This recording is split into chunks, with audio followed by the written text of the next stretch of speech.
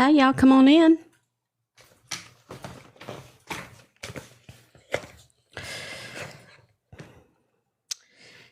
Come on in, everybody.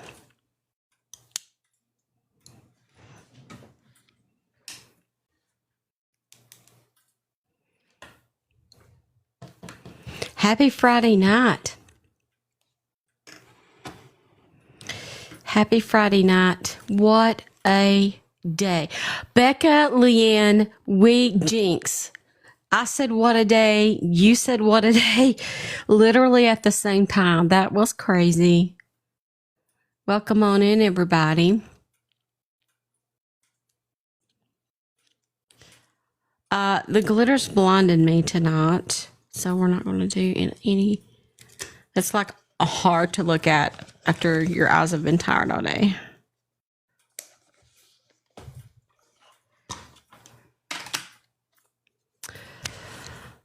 Oh my goodness. So yeah, the panel's already open. You guys know what we're going to talk about. Thank you for the corgis, Michelle. Thank you. When you guys come in, you know what to do. Oh wow, we already have 150 souls watching. This is a day. Oh my goodness. If you're asking to come up to the panel, I just ask that I keep one spot open. Mica's mother, Angelita, is supposed to come in tonight if she feels like it. As far as I know, the last moment we spoke that she was going to. So I just wanted to leave one spot open for her. Let's see. I just wanted to thank you for your coverage today. You did amazing. Michelle. Thank you so much for that. A lot of us really needed to see that, so thank you so much for covering that. You're welcome. And you already answered my questions about Micah's mom, so I had a lot of people that were asking. I'm like, I don't know.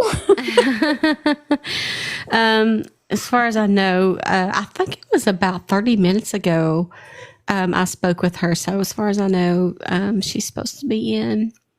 Yes, you guys know what to do. I have to go like this now because we can't say the word because that's like taboo.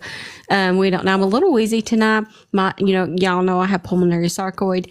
It's being a little active. So if I sound like I'm gasping for air, I'm okay. Oh no. It's fine. Thank you for the corgi, Lauren. Thank you guys so much. All right, let me look at this panel and see who else I can bring up here. We want Ann up here. And we might have to take turns. It's going to be one of those nights where it's a very requestful panel. How many spots? Let's see. I know I can do one more. Let me let Angelita know. Yeah.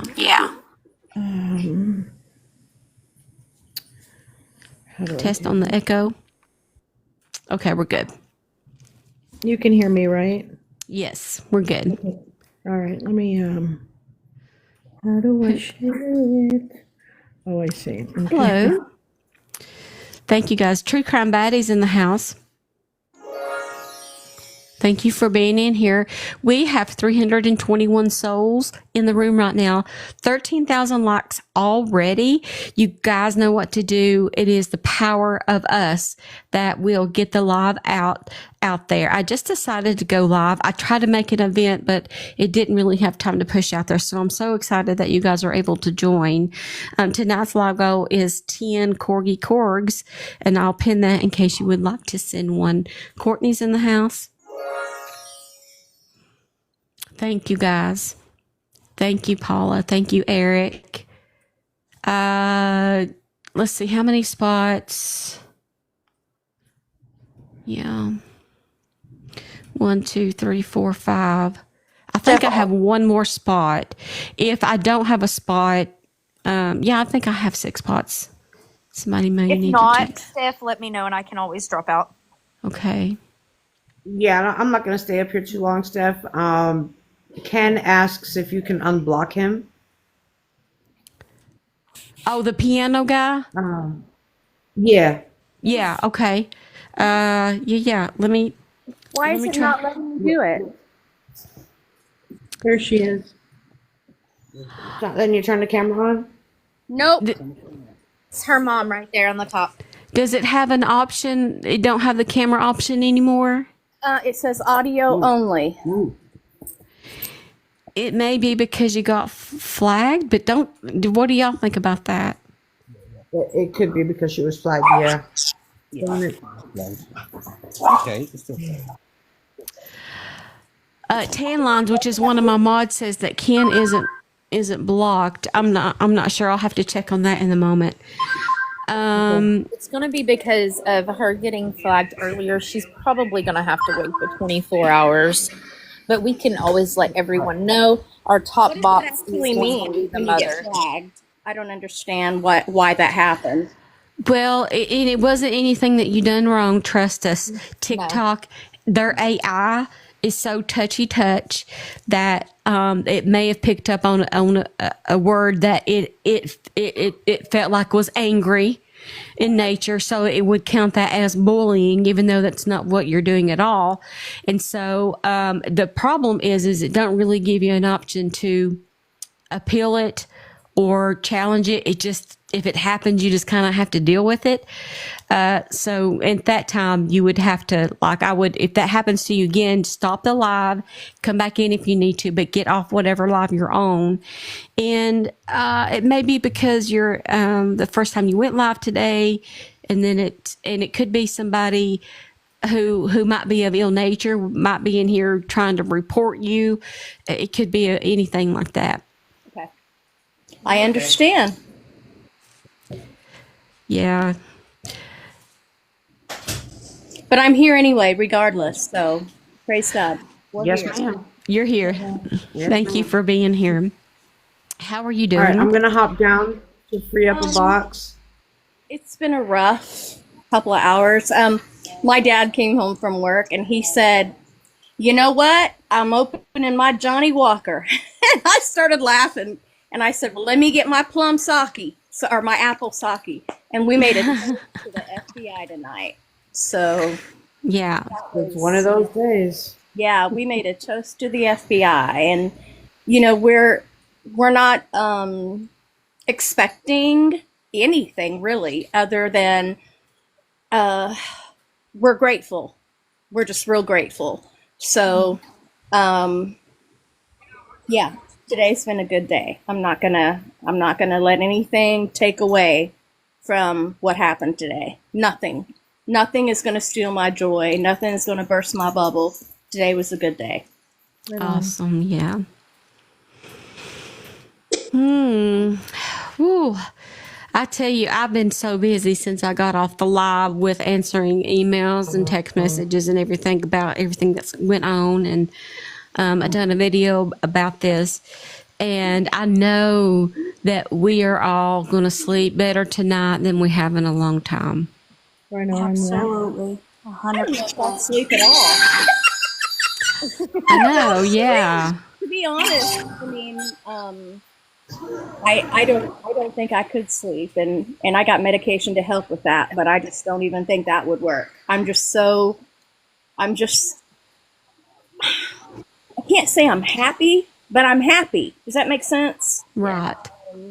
I'm just glad to know, because it's been so, FBI are taking it, the FBI aren't, the FBI, it's been just so back and forth. So, Right. the only thing I'm curious about is I did find out that they found a dead body in the car on the property, the Solid Rock Church property, and it was a female, a black female. So that's all I know. They think she was a prostitute or a homeless person, and that's been confirmed that was just what we found out today. I found out one more thing. They were saying that it was a possible Yeah, that was self-unaliving. speculation. My dad just said that was the speculation that we found today. So it wasn't a man. Self-unaliving as well. And also I did find out and confirm about maybe 45 minutes to an hour ago, JP did return home. I do know that. And Steph, I needed you to send me your email so I could email you that stuff. Yeah, I sent it. I think I did that in the messages. Let me see if it went through. All right, because I'm about to look right now. Then. Yep, I did. You got it. Be right back. Okay. I've got a few pictures. I'm just kind of collecting pictures. This dab nab thing is aggravating me, y'all. It's so heavy. I cannot wait to get something different, or I'm going to have to do something. It's not really festive with the outfit anyway. I wanted to. Oh, darn it. I've got a whole bunch of pictures I want to show y'all, but it's on this phone. So I'm going to be right back. I'm going to go send the pictures to my other phone so I can show you what I'm talking about on the raid today. Okay. I'll be right back. Don't move.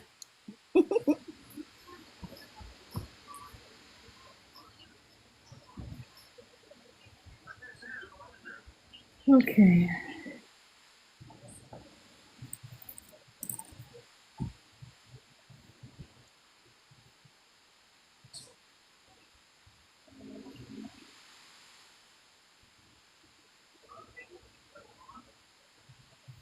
I guess she's switching devices. No, she's sending pictures to her other phone so she can Oh, I talk see. live on this one. Oh, okay.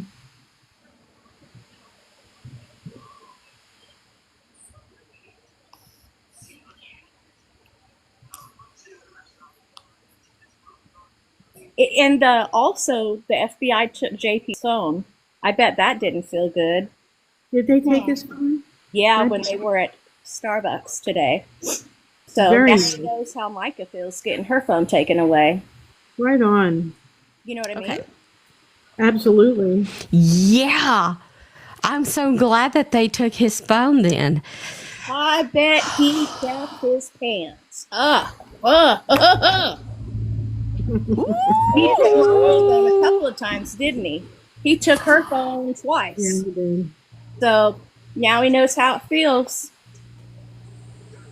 Holy snapper snaps. Now he Valerie is can asking in the also comments blood. both of them because we know he has two Burner. phones, I believe. That's right. So I wonder, did they only get one or did they take them both? Who knows? But they did They know what take he's doing. a phone. They know what he's Right. doing. Yeah, they know he's got two. I mean, he walked around the church with two phones in his back pocket. He was able to call True Crime Re.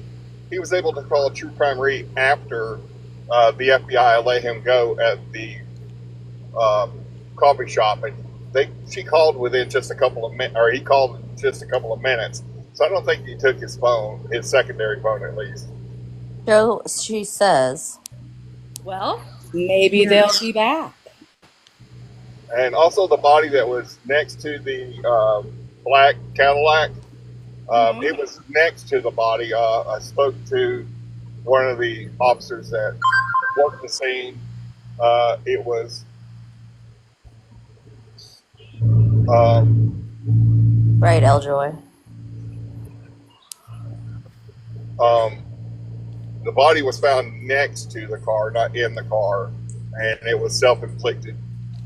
If you, Was it her car? yes, My goodness. What an interesting spot to do that. Exactly. yeah, she backed down in there into that spot and parked. So Very it's interesting. not like it wasn't facing towards the property; it was facing towards the highway. So she had to turn the vehicle around to park it down in there. I hate to hear that. Amazing how all these self-unalivings are just happening around JP. That just blows my mind. I asked him if there was any connection between the female and JP. He said there's no connection that they have found yet. What just happened? Yet. Well, they said yet. They told him yet. So let's give it time. You never know. It's a very strange place to park to do that. Oh, It you is know, peculiar. And I lived in Myrtle Beach, so there are tons and tons of other places that this woman could have chosen. If that is the correct, what happened, that she chose and that she drove. I mean, how do they know this? How do they know that she drove herself there and that she unalived herself? How do Next they to know the that? car. He said next to the I don't car. know because the vehicle was moved pretty quickly. Wow.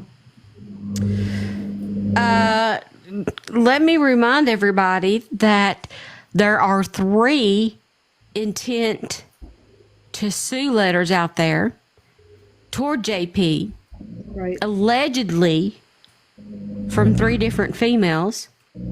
Allegedly. We don't know what they are because they are still in intent. He can choose to settle with them, and then we will never see it on court or any other thing or anything about it unless they want to come forward. Just going to want you guys to make a mental note of that. Well, that's the way he rolls, though. So that wouldn't surprise me. Yeah. I mean, there's lots of female victims out there that have settled out of court and had to sign a non-disclosure form. So that's the way he rolls. Mm-hmm. And I'm downloaded these. His truck is back at home too. His truck is back at home. It's been there for about an hour. Are there any other vehicles there or on the street? None. None at all.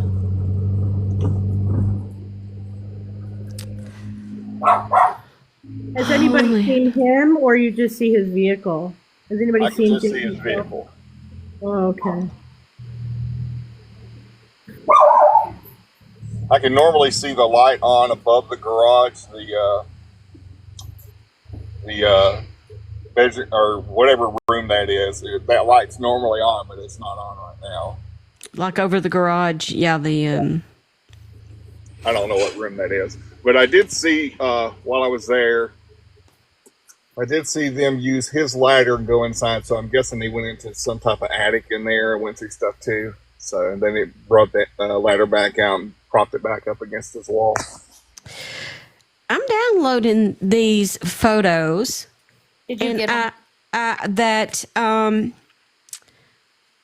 I found variously online, and I just want to zoom in because the first person I asked to give me an idea of what this might be was my husband, and that is because he is a flooring installer, and so I was scared that this was carpet or something like that.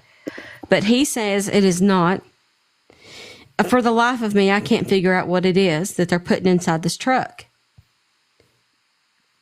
It looks like the girl had to get up on the side of the truck to put it in the truck. And I'm trying to find that picture, so thank you for being patient with me.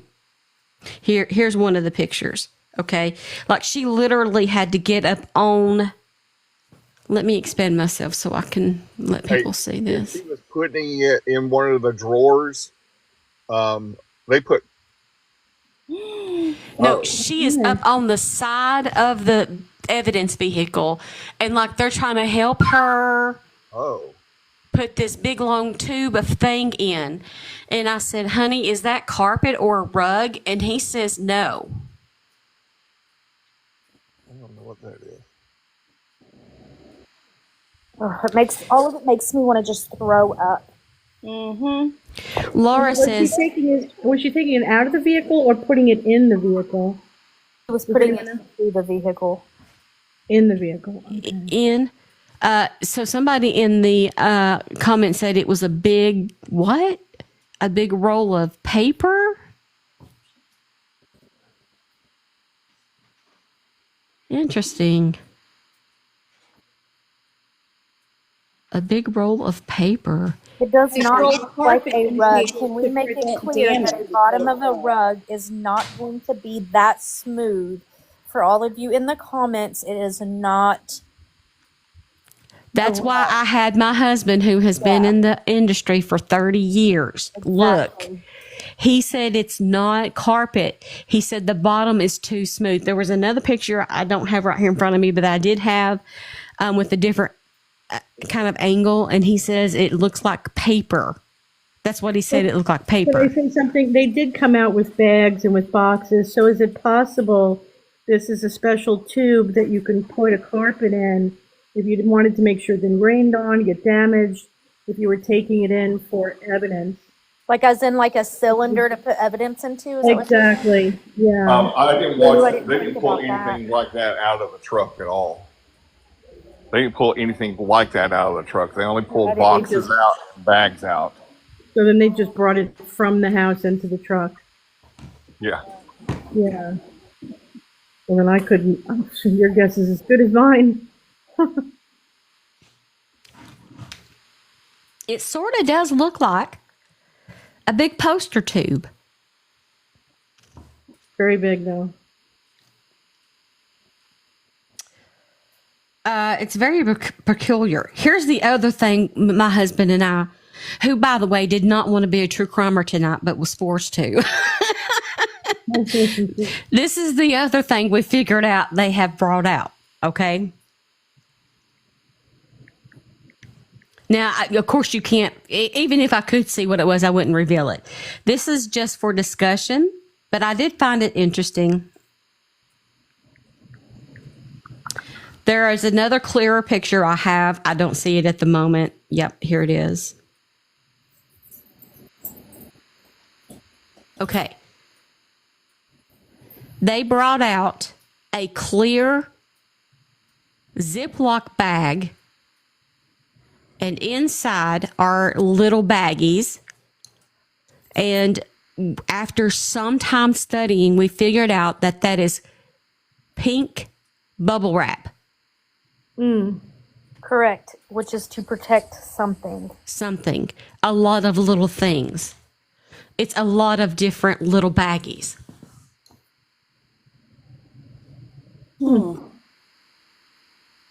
Mama, what you up there thinking right now?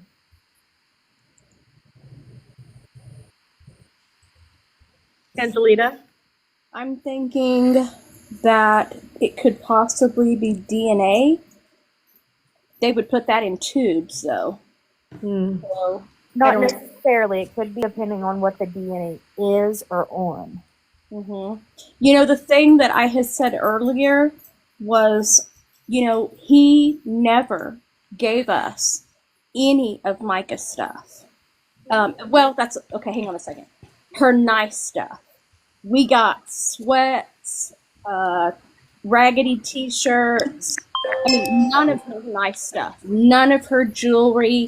None of her stuff that's nice. None of her jewelry.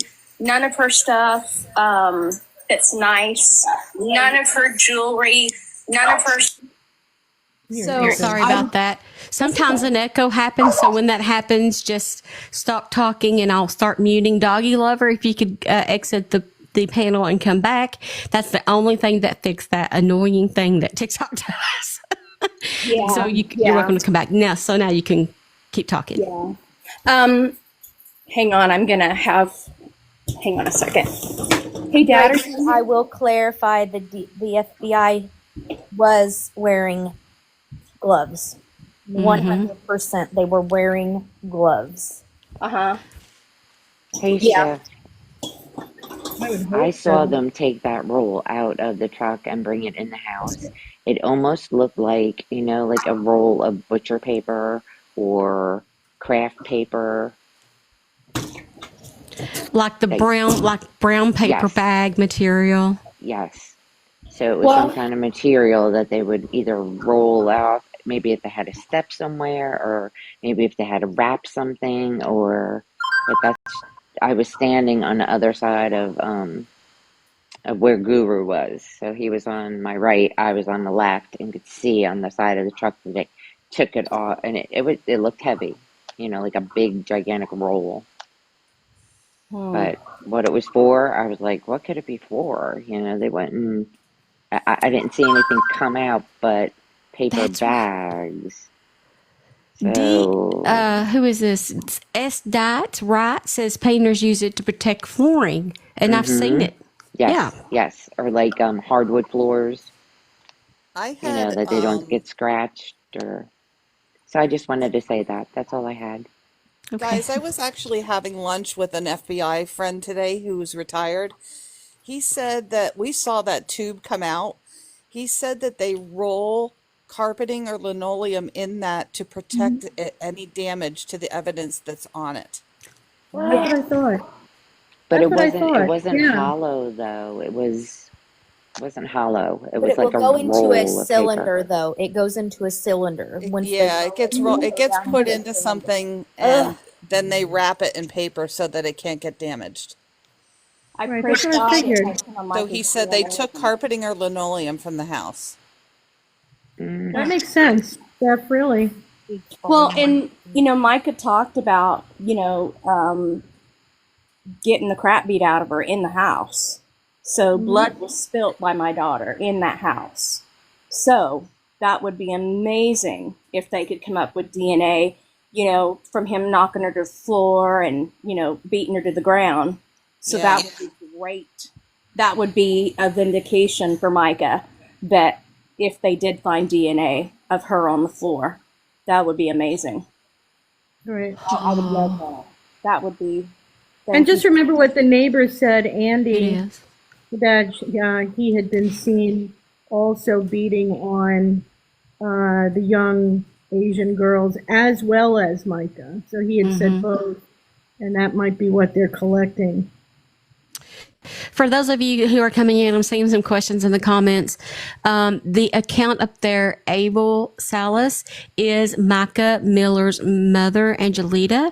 And so she was on the show this morning, and she wanted to come in here tonight, and she's always welcome. So please, yes, like Michelle says, please be respectful. And please show your support. And everything we talk about is speculation. We are just observing what we all saw happen today. And if you don't mind to keep, you know what, on the screen. So TikTok will keep sharing this out to folks. We have 44,000 likes. Let's see if we can get to 75,000 likes. And we have 950 souls in the room. Tonight's live goal is 10 corgis. And I will pin that in case you would like to throw a corgi wargie. Let's keep talking about these photos. I have plenty. I've been zooming in on them all day. Guys, you're fixing to have to reset a new goal, sister. I wondered what the little dog shaking his booty at me was about. You got a lot of coins earlier. I will send you instructions on how you can cash that out to your account. I don't know nothing about that. So Yeah, all the coins that you send there can be switched. I'll send you. Oh, and maybe Ann knows. I'll send y'all instructions. Thank you. Because I have no idea either. Okay, Ann was like, "What am I? I don't know. What you got to tell me, and I'll tell her." I am very dumb when it comes to TikTok, believe it or not. So this is the other photo I wanted to show you guys. So here's what here's what I know goes in that type of box, files. Lots and lots of files. I mean, it's, Also use those boxes as well, since how they are evidence, they can use them for clothing. that is true. Yes. Anything like that. Or if they have multiple Ziploc baggies or brown baggies they were using to collect evidence, will also be sealed, as you see the red and white tape, and how it's taped all the way around. That is to protect it and say, listen, I initialed this, I'm the one that sealed this, so they know it's free and clear until it gets to a lab. That can also, if you look where his finger is, it does kind of look like there may be bags in there. Steph, if you look where he's holding that. Yeah. And Steph, if you also notice on top of that box, that stuff's also wrapped in that brown paper. Correct. Those are the big brown paper bags that they took out. The pictures I emailed you, Steph, the pictures I emailed you are those big brown bags right there on top of that. Okay, let me go over to my email and let's look at the pictures that Kim sent over. Thank you for the corgi. All right. I'm going into my email.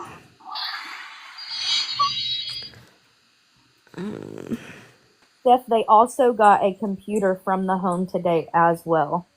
We saw 2 computers. Yep.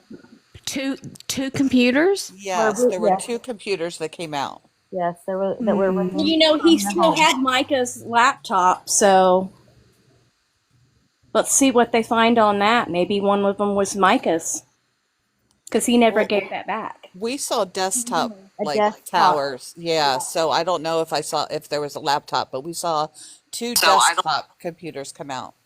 But in those boxes being carried or the brown bags could have also contained her laptop if it was still there, if they put that into evidence or so on. You know what? You know what I was just thinking? Sorry to interrupt you, Miss Kim. You know what I was just thinking, and y'all go with me on this, okay? Because remember when I was telling you about Kat, like my business partner Kat, you know, she's got the NSA clearance. You know, they said that, okay, and I heard, so I don't know if this is true, but it was said that some warrant, like one of the search warrants was sealed. And Kat explained to me, so like how anytime like law enforcement, they all have to go through the federal stuff, like so electronic stuff, they can't open it until they get back to the place. And the Kat wrote the standards. Remember I told you, Miss Steph? She wrote the standards for that chain of evidence. And That she is said they correct. all have to get, yep. Okay, thanks, Miss Kim. Yes, that is correct. Those laptops and things like that cannot be opened on premises. They will be put and sealed in some type of evidence holding, as in the brown bags we've seen them carrying in that came out that was taped with red evidence tape, or they could have Okay. been in boxes, and they will not be opened until they reach a lab. And I mean, they have to be completely dressed and gloved and sterile to the core. Wow, Before no they can way. even open, yes, before they can even remotely try to cut the tape to open it to get into the evident boxes. Yes. Okay. Okay. Well, that makes me feel Yes. better knowing that. I kind of. Do you Yes. think that was what the sealed search warrant was? Very possibly could be Okay. part of it. Because I haven't even had a chance to text my business partner Kat, and and since she wrote the standards on, I mean, she's very adamant about that, y'all. Like she said, I wrote the standards on that. Nobody can touch it. If you go into a house, it cannot be open. You can collect it, like Miss Kim says. Yep. It can be opened, but not, or it can be collected, but not opened on premises. It has to be in a laboratory, which is where they normally will take it to OSBI or something Okay. along those lines, where the actual 100% professionals that know what they're looking at, what they're looking for, and that is who will take a sharp blade and they will cut a thin line. They will open it. Once they are finished with that evidence, they will put it back in it and they will reseal it with another evidence tape, and they have to initial that. So each and every Oh wow. Okay. So they got Yes. to reseal it every time. every single time, and it has to be initialed by whoever got in it and whoever left it. Like, I mean, Okay. it's charted to the core on these No, things. that makes a lot of sense. So that makes me feel like really good. I mean, I think Guru was saying like there was 25 agents that were on site, and like by the time I left, and Steph, I'm so sorry, my phone was dying, and I had to go pick up my daughter, and I was on the phone with Michael Honeycutt too because he didn't even know they were getting raided. So I was on the phone with him, and you know, it's just been a good day, y'all. I don't think I've had a good day like this for 2 years. I've been waiting for this for sure. Yeah, it's called The chain of one thing custody. I'm waiting for, I Oh, I bet, Miss Angelita. It's so nice to meet you. thank you. I'm waiting to see if they will luminol that church and Oh luminol gosh. that house, But here's because the, it would glow like a I Christmas tree. don't, Miss and hear me Angelita, I out don't think though. I want to know. I couldn't do I it. do. I would be like Mom. I would nut up completely. I don't think I could do it, y'all.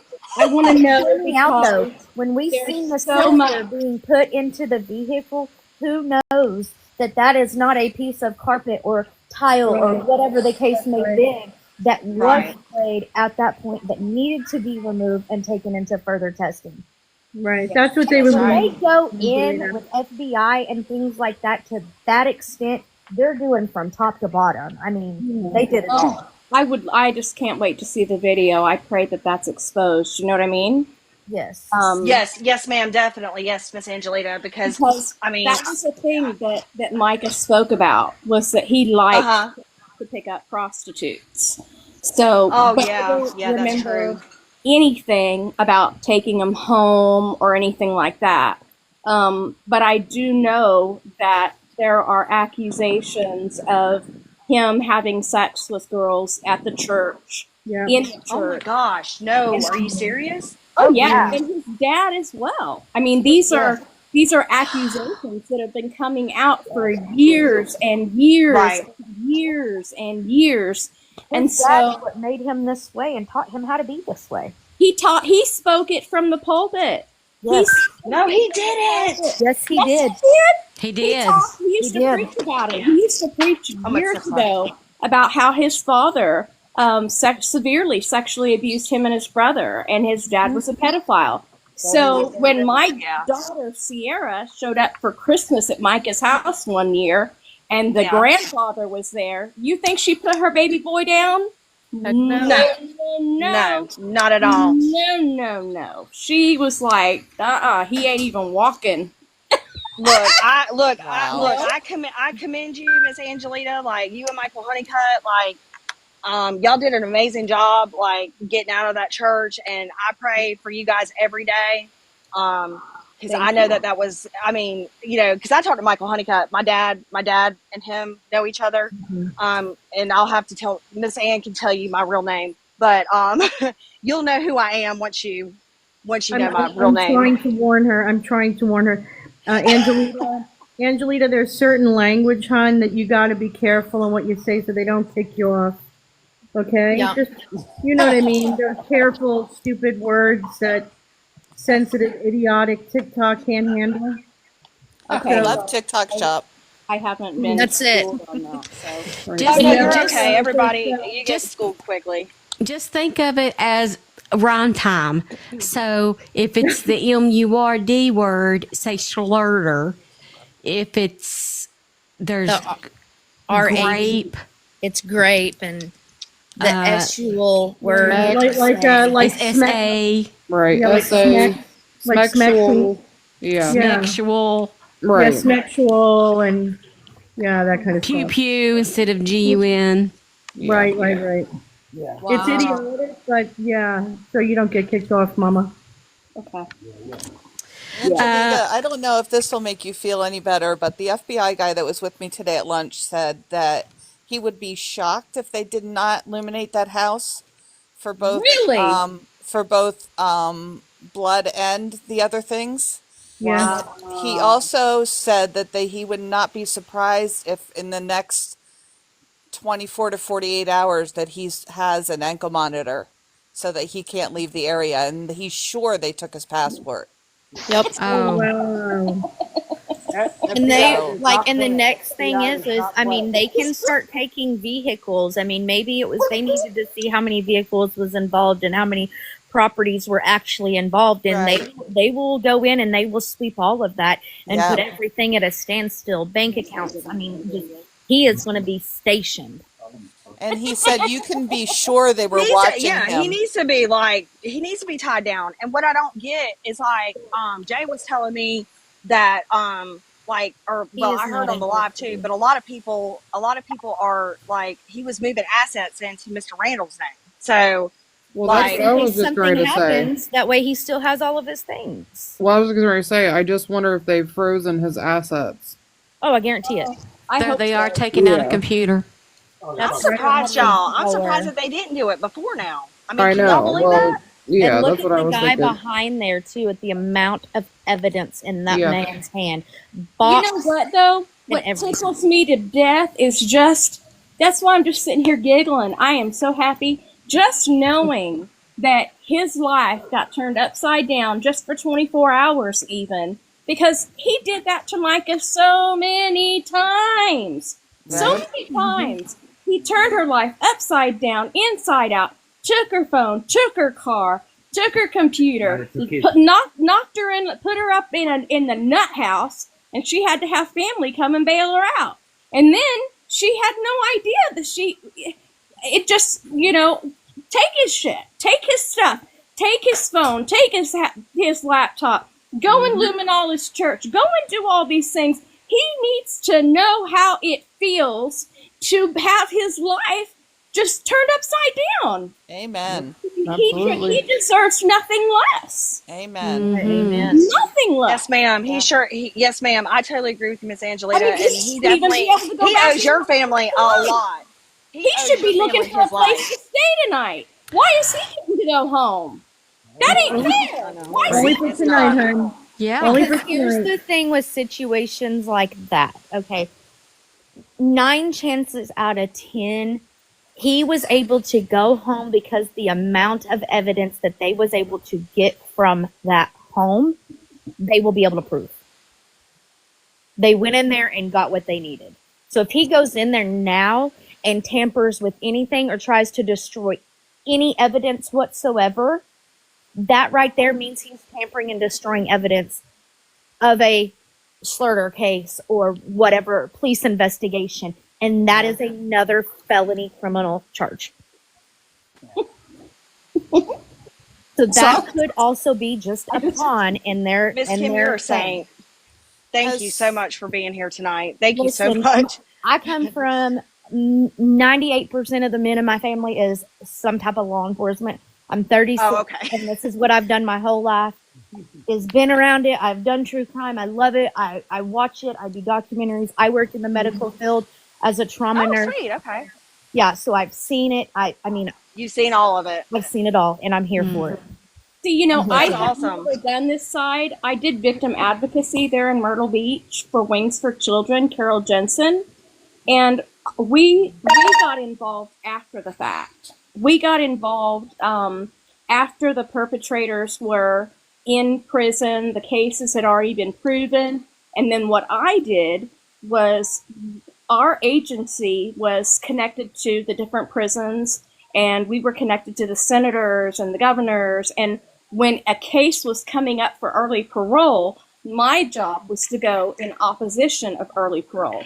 So when you had, because a lot of times these victims were either dead, and we dealt with mostly child cases, but when these victims were, they were either dead, they had aged out of the system, they, you know, couldn't cope with keeping track of their perpetrators. So I would learn the case front to back, inside and out by memory, and then I would go to Columbia in opposition of early parole, and I would, you know, you got 5 minutes in front of the parole board, and I never knew that. Dogs are out. Dogs are out. That I would have 5 minutes in front of the parole board, and I got schooled real quick. I couldn't believe it, that when someone comes up for early parole, the parole board has no idea in the state of South Carolina. They have no idea what that person is there for. No clue.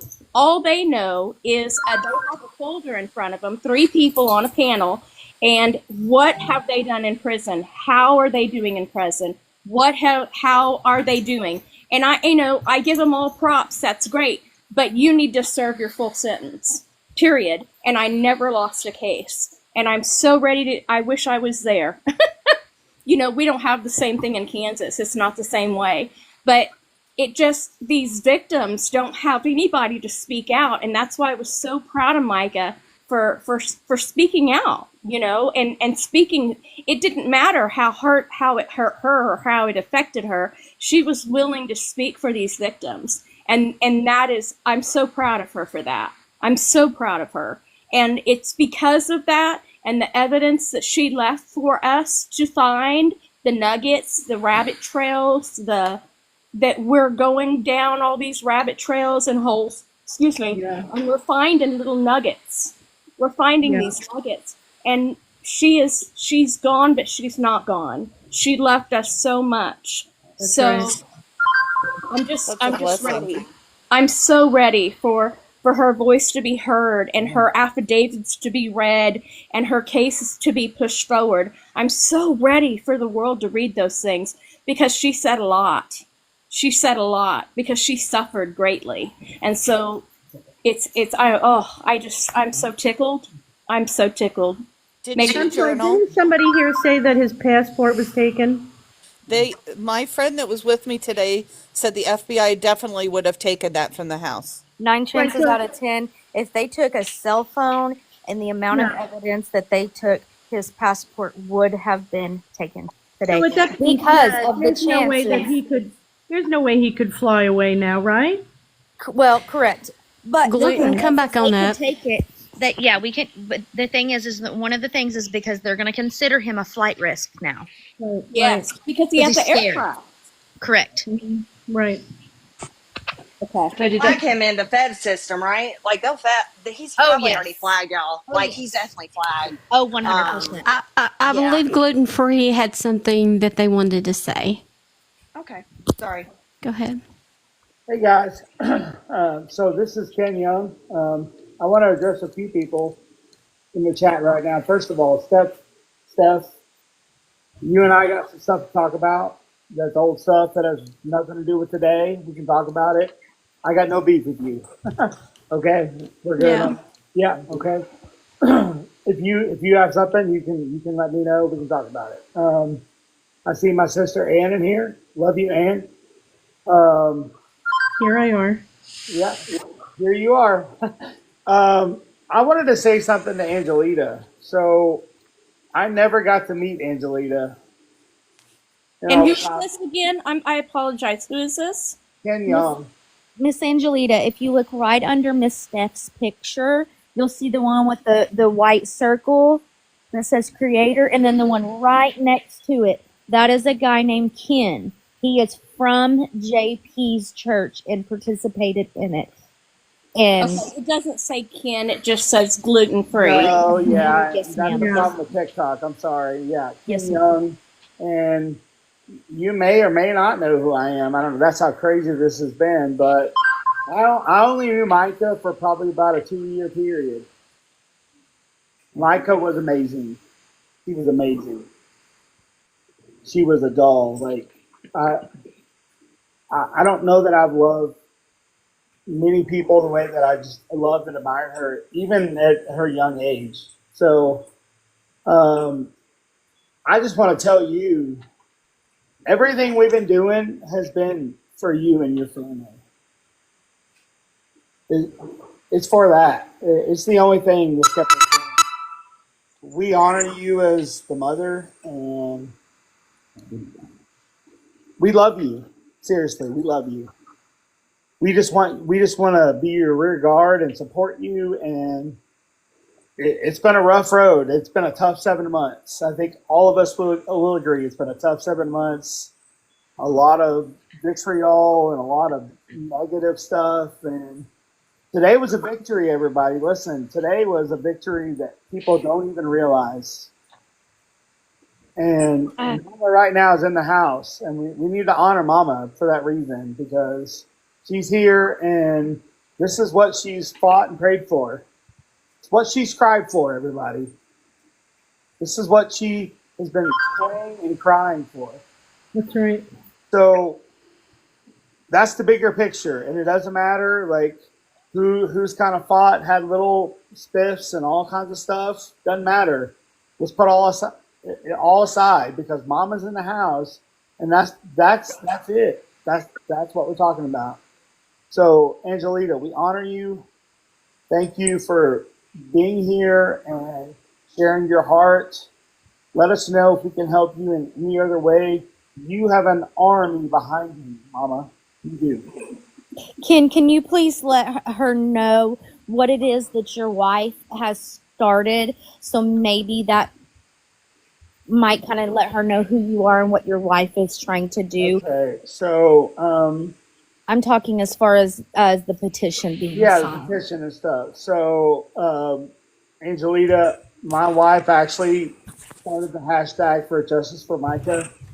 She created the petition that literally has 40,000 signatures now, which is the very thing that Regina fed off of, and said, this is what Justice for Mica should be after this, and people can have their opinions about whether that was right, wrong.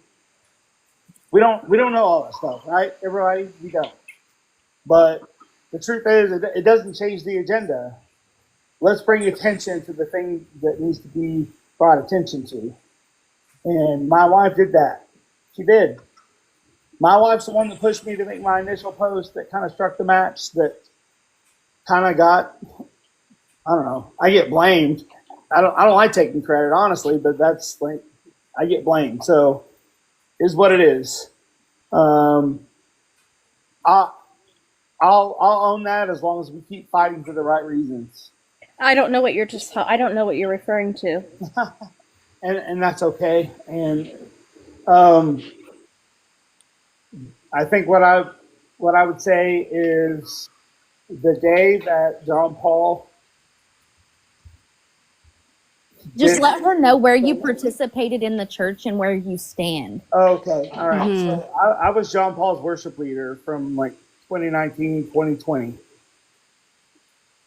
I kind of saw everything behind the curtain. That's how I got to know them. I was very, very close with John Paul, Mica, Mark. And you never saw him, throw drinks in her face when he was out with the rest of the people from church. You never saw him speak down to her in a negative way. I mean, I have a problem with that. I have a huge problem with the fact that people want to come forward and say, I knew Mica, I love Mica, I worship with Mica, but yet no one spoke up for Mica. No one spoke up for Mica. When the people when Charlotte went into the elders and said, look, JP is including me in these text messages. He's cussing her out. He's hitting her. He's punching her in the throat. He's punching the walls. All of the people in the church knew this, and the elders said, well, we know that John Paul is bad. We know that John Paul is doing wrong by Mica. However, we can't expose it because the church is nothing without JP, because he knows too many people. He knows too many people. He brings in the money. So that's what was more important. It wasn't about worshiping God. It wasn't about doing the right thing. It was about getting up and singing and having a good time and getting all the butts in the seats to bring the money. It was about laundering the church, the club money through the church. I don't mean to be disrespectful, and I know that you're trying to be kind to me, and what your words mean a lot to me, but I have a problem with that. I have a problem with the fact that you were there for 2 years and you're just now speaking out when my daughter is dead. I have a problem with that. Because there's a lot of people that want to come forward and say, I'm so sorry, and I saw this and I saw that. Well, where were you when Mica needed you? I'm not trying to be ugly to you. I'm not trying to correct you. But what I'm doing is saying, as a mother, when my daughter was crying out, when my daughter was going through vocal changes because this man was injecting her with steroids for his own sexual pleasure, and her vocal range went from a soprano to a low alto, you didn't notice that? You didn't notice JP on steroids when a sign of steroids is the redness in the face and the puffiness of the body and the anger? You didn't see any of that, Ken? If you didn't, say you didn't. But if you did, I would appreciate you saying, I did see that.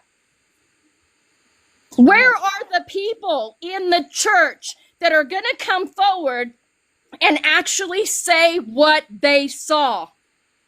And if him being JP's right-hand man, I don't know, Ken. I had my words with him earlier. I did apologize for getting ugly. But my thing is if he really was his right-hand man, you can't sit here and tell me he didn't see nothing at all. You can't tell me that, because I will call BS on that. I agree with you. Where were you when Mica needed you? That's what I want to know. Yes, thank you for the honor. Thank you for acknowledging my presence. But I am not here to be coddled. I am here to be a voice for my daughter. And my voice is going to continue to be loud and to be stern. And I am not mean. Any and everyone that knows me knows that I am a loving, kind woman. Yes. But where were these people that want to say, oh, I knew Mica. Oh, I worshiped with Mica. Wow. Where were you? That's all I want to know.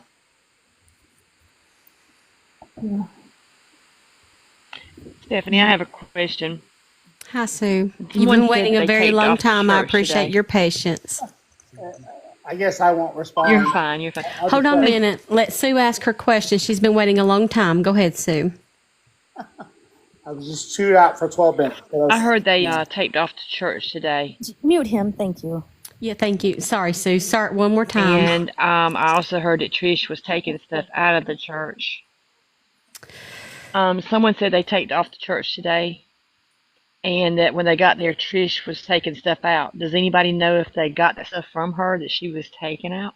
Is that true? Have you heard anything about that? I did hear The something about police that, said but I that they don't did think that not. they took anything from her. From what I was told is that he had somebody else tape off the church. Yeah, the police did not tape off the church. The news spoke with them, and they said they did not tape off the church. They had nothing to do with it. Yep. So who taped off the church? The church did? No. Yes, and JP had somebody do it. because they used trash cans or something out there, and then put the rope and then put the tape across the drive. So the church taped off the church. That's what she's asking. So the answer is yes, the church taped off the church, not the FBI. Correct? Yes, ma'am. Yeah. That's, Okay, well, let's So make it Trish- simple. Trish- we Trish- can't make it hard, ladies or people. We got to speak truthfully and directly because why- people are confused. why what would be a reason he would do that, you think? Why did she take stuff out of the church is what I'd like to know. Yeah, me too. In my mind, what I can think of him taping the church off is trying to direct attention to something else instead of the home That's where right. the evidence lies. That's right, Kimberly. That's exactly what I'm Just me saying. thinking. That is Because my you got to remember the club that he's in, That okay? is correct. And that club always does what? Deflects. Deflex. It's an That's illusion. right. It's an illusion. Yes, you know? ma'am. I think that if somebody saw Trish taking things out of the church today, the FBI needs to be told that so that Absolutely. can also be. And there's got to be cameras over there. I mean, every place has cameras nowadays. Right. If someone saw her taking stuff out, surely they took photos. I mean, I'm sure why- somebody out there's got it. I would have been like paparazzi. I mean, I would have been. Same here. Same here. I'd be like clicking, click, click, click. I mean, my shutter would be going. Seriously. Y'all would see every move. Her We're walking to where changing she your should name go. stuff. I'm scrolling through lives and everything new. I'm like, I'm like, yeah, look. A shutter on the camera would have been enabled. And trust me, think if I my- could have been up in her face, camera y'all, I would have button been almost right went there out. in her face. Like her eyelashes would have been braided. That's how close I would have liked to have been to her. Yeah. Oh my goodness. Miss Angelita, I'm not personal to this except for what my heart has gotten into it off of TikTok. I don't know the family, but my heart is just poured out to you and your family. And my prayers go out to all of you. I think it's a shame. I think she was a beautiful girl. Her voice was a voice for God. And I listened to it on Facebook and TikTok. And it's just a shame that she was taken away so long, so early, for what she could have been doing for so long to come. But anyway, my prayers go out to you and your family, and I'm going to get down now. I just kind of wanted to know what Trish's involvement today was and if they got anything from her, because whatever she was getting must have been important. Well, and that's just a thing. That is one of the things is that Trish is his right hand man. She is his, what do they call it? Ride or die, whatever. And if she was there and she took over, he made her the principal now. So of the school, which I don't even know if the school's running anymore. But if she took documents, anything, paper out of that building, it was for a reason. Yeah. it was for a reason, because she was the one handing out, writing all these cease and desists, and she was the one that was, doing all this stuff. So, if I'm sure as soon as she found out, she went running up there. You know what I mean? I would have if I was her, and I was. Yeah, but Miss Angelita, do you think? I mean, just think Panel, about how. hold on just a minute. I can see everybody's incestuous demands here for Ken to respond, and I will give them the chance. I'm just letting everybody finish up their thoughts from Sue there. But Ken, I'm going to ask you to please be respectful. If you would like to respond and explain your side in a respectful manner, please do so. I would love to hear what he has to say. Now his screen was paused just a second ago, so he might not be back. Okay. But I see y'all in the comments. When I go like this, wait a minute. You just have to be patient, okay? He's here, Steph. Does that mean they walked away from the screen? Is that what happened? I think he's back now. Yeah. Okay. I'm here.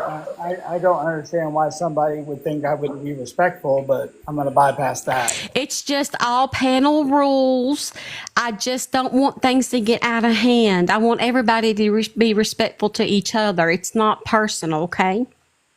I think it's just, Ken, honestly, the people don't know your tone maybe, and you come off stern but kind of aggressively, and people don't understand that. And Mama up here, she has been through enough, and I think and just let's be really nice because she deserves it. No, absolutely. I want to be really nice. I felt like I was really nice in my approach and everything I said. And my response is to you, the truth is, I wish I would have known more. I think there are some things that changed. Maybe some things I didn't see. There were some things even my wife was trying to tell me that I didn't see back then, which is part of the reason why we left the church, because of how even John Paul was treating my wife. But what you need to understand, this is even what I've learned, even from very close elders in the church, somehow he is a master of hiding things. Somehow, even his closest confidants or people who thought they were didn't know about this and literally had to walk away from him at the end, even before this happened. So, Angelita, I can't, there's no way I could ever express to you how much I wish I would have known more. But I knew enough to know, and I'll share why it happened. So the truth is, the first red flag that my wife and I ever had with this was because of the John Paul, Mica broke contact with us too. And they always had two Facebooks. They had John Paul and Mica Miller, and then they had Mica and John Paul Miller. But it was kind of, they never had their own Facebooks. So even after we left and everything, the truth is, we started seeing on Facebook, like, Mica had her own Facebook, and we started watching her videos where she was doing and saying, and she was crying out, and she was being brave, and she was speaking up. And we saw it, and that struck something in us, and we're like, oh, something's going on. And this is before it ever happened. This was like January, February of last year. So what sparked it for us was when we got the news that she passed. And then we saw John Paul's sermon, where it's a small blurb at the end. And What about, were you not there? Were you or were you not there whenever he was preaching from the pulpit and said, "Would you follow me if you knew that I had murdered someone?" no, that was before I was there. That was like that sermon I saw. I never heard that sermon because I would have walked out because I wouldn't. What? I would never do that ever. Ken, you were speaking on a live earlier today about a interaction you had with Ken and Mica, though, at a coffee shop. With John Paul and Micah, yes. Or yeah, I'm sorry. Yeah. No, and I was actually, thank you, Kelly. I was going to mention that. So, honestly, the biggest thing I ever saw that was a red flag to me, and yes, I've shared this multiple times throughout the last 7 months. It kind of stinks that you're just now hearing it, but so I was having a meeting with John Paul, Micah, and myself, and the gist of the meeting was we were going to talk about worship team stuff. That we're trying to transition from her being the worship leader to me being the worship leader. And so the conversation was basically singers, like you need to get more singers, and so the gist of it was basically, hey, so I'm open to auditioning singers, and Michael's like, well, if we do this, we're gonna have to allow these people who wanted to do this for a while, et cetera, et cetera. And so basically, she was like, well, I really want these people to do it. And John Paul's eyes kind of turned dark, almost black. He looked at her and he said, hey, I told you not to talk about that in front of him. He said, we already have the best two singers in Myrtle Beach, and that's the end of it. And like her bright eyes that everybody's seen went dark, dim. Like her eyes kind of went down, like she dropped down looking for the table, like she looked ashamed. I'm like, that's kind of, I've only known these people a month at that point, a month. And I've interacted with them probably 4 or 5 times within that month, right? So it's like, that's weird. But we walk out, we talk about other logistical stuff, blah, blah, blah, blah. I leave, I go to Walmart. I don't know where they went. I think they went separately, 2 places. John Paul calls me like 10, 15 minutes. He's like, well, hey, I just want to apologize for my wife. I'm like, for what? And he's like, well, she's got some mental issues.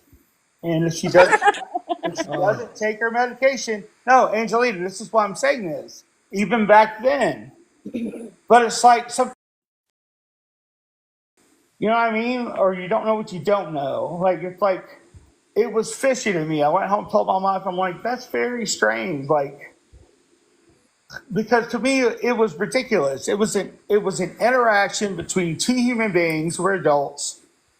People shared their opinions. I was not offended or bothered.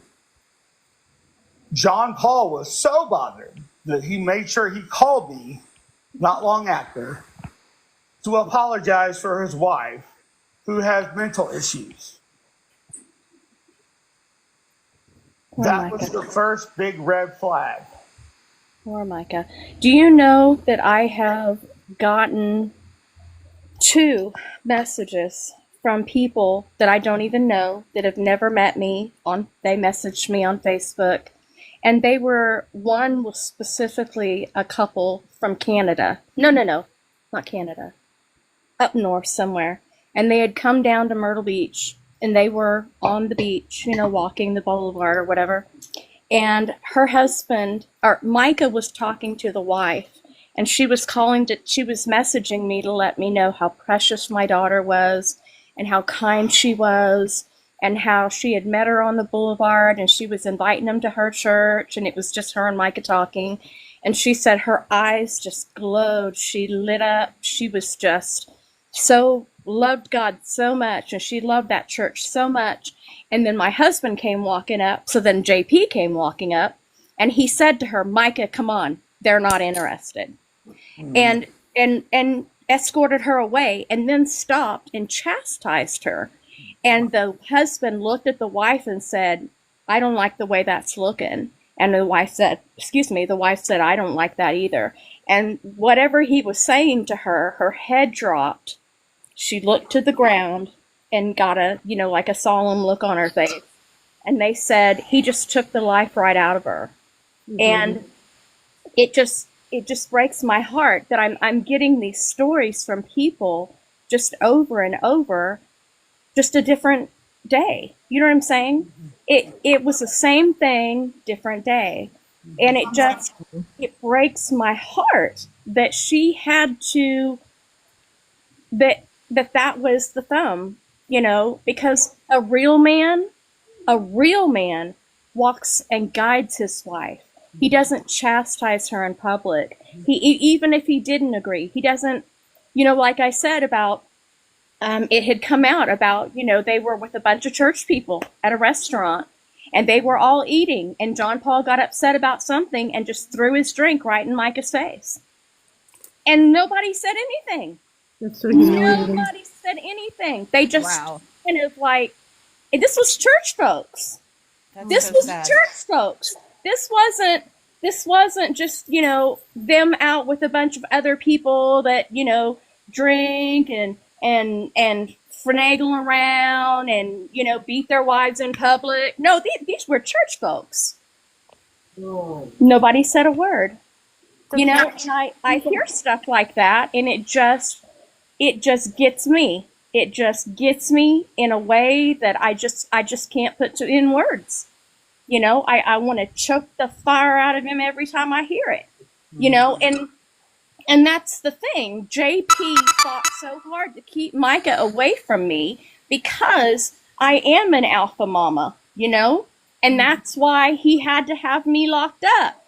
He had to, get my kids taken away for 30 days. And, it started to be so bad that I developed a seizure disorder out of it.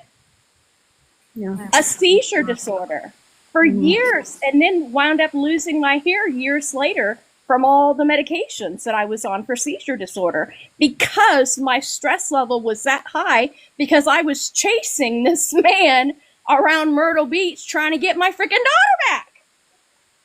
And people knew. I have had people contact me, church folks that didn't even go to Solid Rock, that say, "Man, we knew that we heard about that there was a pastor in Myrtle Beach hiding a girl from her own family. And he was hiding her in the church in different families' homes."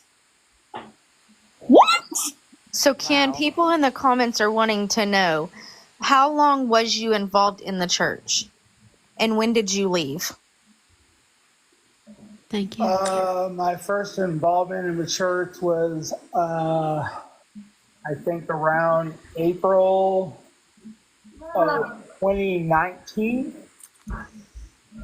We left at the end of 2020. Why?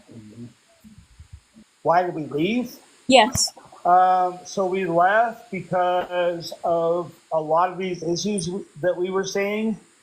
A lot of it was just, we had several meetings. I sent several emails, and of course, we were always gaslighted every time. "Oh, you guys always have problems, blah, blah, blah, blah, blah." We had one final meeting because I made sure that we did, because I wanted to be able to say, "Hey, we're leaving the church, but I want to sit down with you and tell you why we're leaving the church."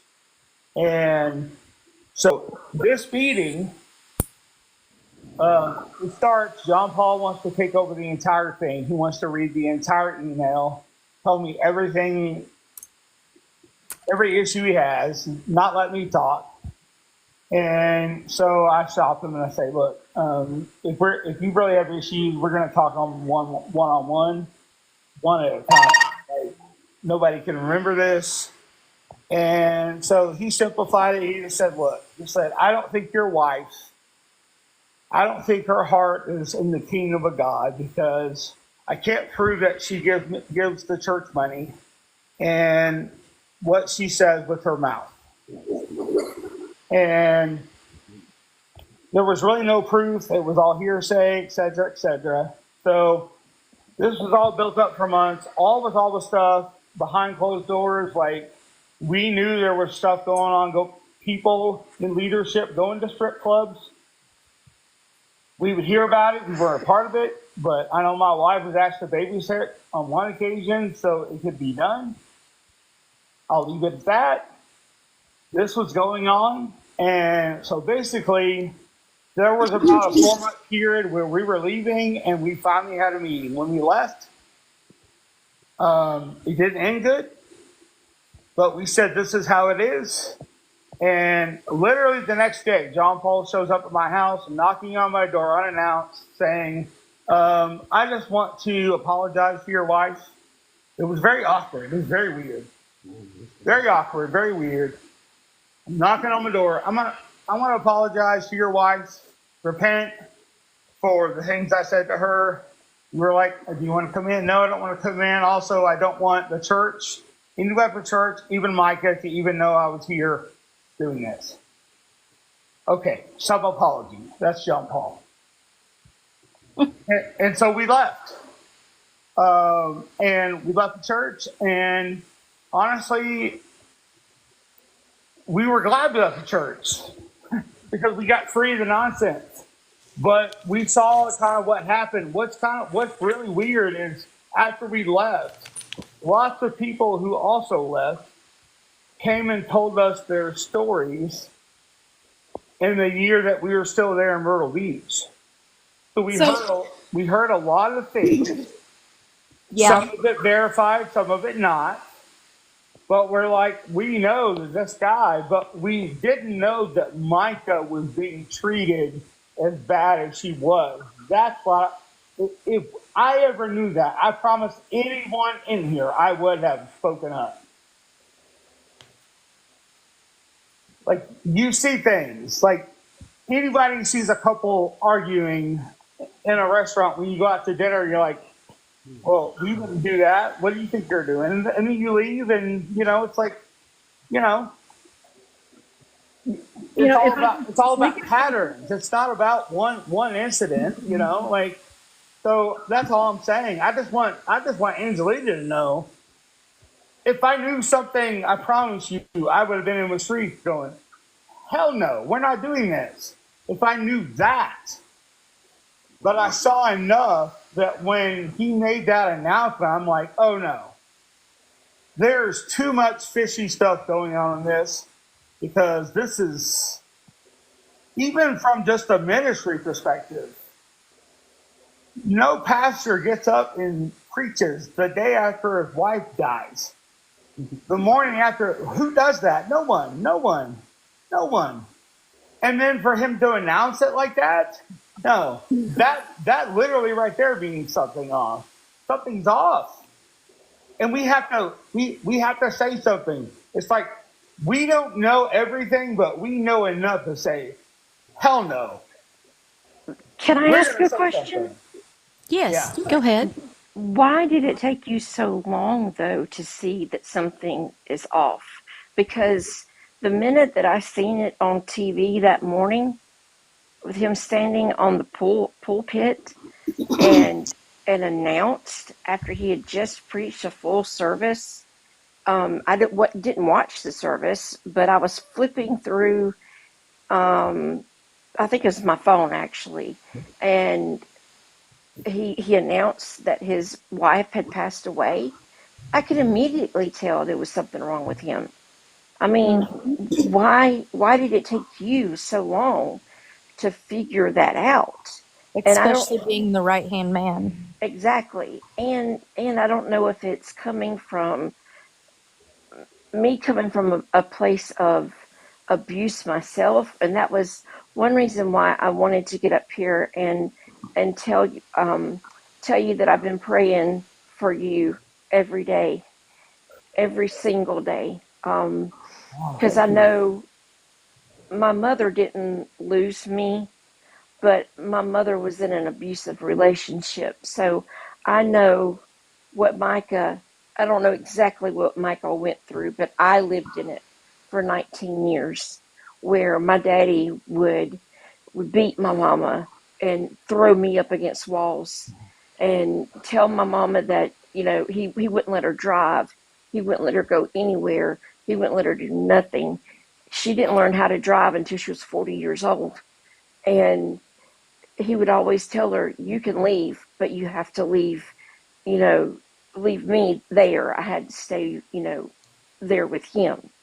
And she had no other way, because this was in the 80s and 90s.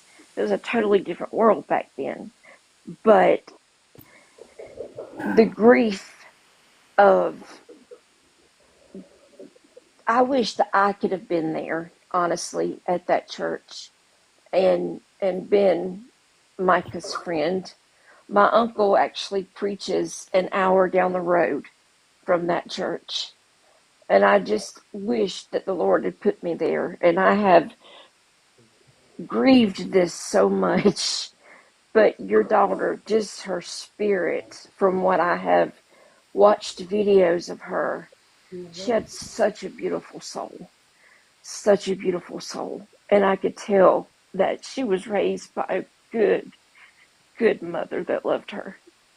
And I just wanted to say that I love you, and I continue to pray for you and your family every day. Thank you. Mm.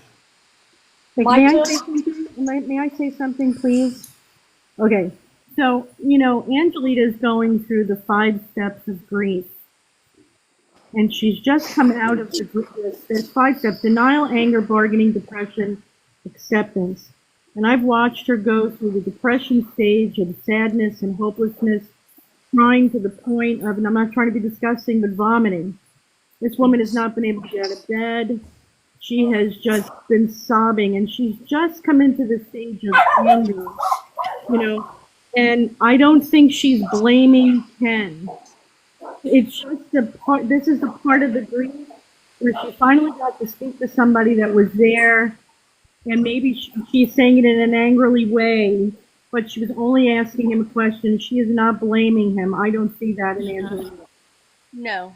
Please Not stop the saying answer that. to she's looking for that answer to every single If thing. And this was your there's child, one thing you that would be looking is for this. answers too. Right. If this was your daughter, you would be looking for, especially if you knew somebody was there that you could speak to in this stage of grief, and you're looking for answers on what happened, what did you see, why did this happen to my daughter? And Ken answered her.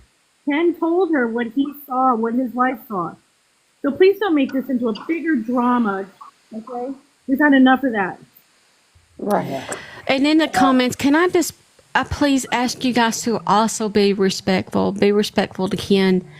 Let them have this conversation that's needed to happen for a while. Just be respectful to one another, everybody. There's no reason to attack or pull people down, okay? Let's just... Let's give him credit for coming up and saying something and giving her the information that maybe she's needed to hear all this time. That's what I was going to Absolutely, say. I have. And something that I wanted to say to Ken was, you didn't have to come on here and talk to me, but you did. And I respect that. And I needed that. Nobody knows what to say to me. Nobody calls. Nobody messages, because they don't know what to say. What do you say? What do you say to a mother who the police say unalived herself, when we all know that's just a lie? It's not the facts. The facts speak differently. And so what do people say to me? Nothing. They say nothing. And that's almost more painful, because I'll tell you right now, I'll go hands with you.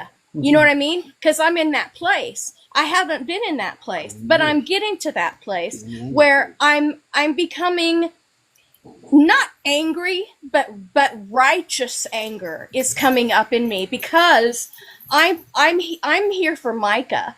I'm only here for Mica, and if that means exposing other people's dirty laundry, I'm so sorry that you associated yourself with that and that you're going to go down with that. But that's called guilt by association. We learned that in elementary school. If you guys want to go out and smoke behind the school, or if you want to go drink and people get caught, well, that's called guilt by association. If you're with a bunch of people and there's a bunch of pew-pews going and you were not involved, you were asleep in the car, guess what?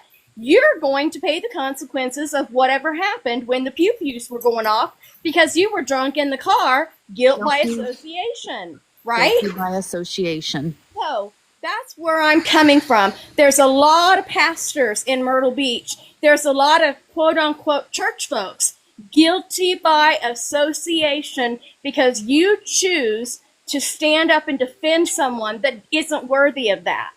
And when all the chips settle, all the scum, the longer it's taken 6 months, but guess what? Stuff is floating to the top. And it's going to keep floating to the top. And I'm just here, I got to speak to someone who I've never spoken to that was in the church, and I just simply asked a question. If I come across harsh, please forgive me. That's just my personality, and it's my my hurtful. My hurts. Right She's now. in pain. Yeah, she's in pain. Yeah, I mean, so I'm not trying to disrespect anybody, and I do not support anybody in the comments being ugly either, because that's unfair to him. But I was just asking. Like I said, the hardest part for me was when I had to sit on the beach and have all these church folks want to come up and shake Mama's hand and tell me how much they're so sorry that they loved my daughter, and blah blah blah blah blah. People bringing food to the condo. I'm so sorry. Everybody wants to meet the mama to say, I loved your daughter. I'm so sorry. I wish I would have. Well, I wish you would have too. I truly do. I really, really wish that you would have helped Mica. I really wish so, because Mica should be here. Right. Mica should be here. She deserved that. May I say something? Yes, ma'am. Hi, I'm originally from Myrtle Beach. I never went to the church, but I am so sorry. I had friends that gone to the church before, and I would like to say that let justice be served, but let us all remember, if we see something, we hear it in school. If you see something, say something. Use this as an example in her name and let it not go down in vain. Make sure if you see something, get involved, say something, because I think so much of us put blinders up because we don't want to get into sticky situations. We're scared that we might be making false accusations, but your gut says it, you need to follow through with it. I am a survivor of domestic violence. I had people in Horry County literally lie on behalf of my abuser. It's a sick world, but for Mica's sake and for all those that have domestic violence cases going on, if you see it, say something. Because you might save the next one's life. Amen. Absolutely. Yes. Yes. Absolutely. So, and I'm yes. so sorry for your loss. I know no words will take her back, but I know you're going to continue to fight, and this isn't the end, and it will be always something that you're going to do for the rest of your life. And I pray that God gives you the strength to continue to do that each and every day. Thank you. That's the only reason why I came up. I'm going to drop down. That's the only reason why I came up, was I appreciate what you're saying, Ken, and whatnot, but no, I'm sorry. You see something, you say something. That's what we do for our kids. We do for our whatever. And you would protect your wife in that situation. You see something, would you say something? If your wife is in that situation in your church, or if it was your child, your whatever. Would you see something? Would you say something? Would you bring it up at that point? At that time when you felt something was awkward, something was off. I've Does that done make it. sense? Does that make sense? You see something that's off and it's not good. You have a wife. You probably have children.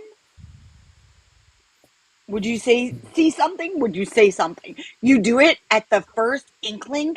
And I'm sorry. I don't want to come at you because I know Steph. I respect you, Steph. But I respect your chat. But I still am like, I appreciate Ken, you coming up here and saying what you're saying right now and coming up and saying, hey, yep, I was at the pulpit and I was there and whatever. But no, bro, you go back to that part where you said, hey, something wasn't right. You lost me. You lost me right there. Because if it was your wife and if it was your child. Okay, let's give it. Can we let Micah's mom speak, please?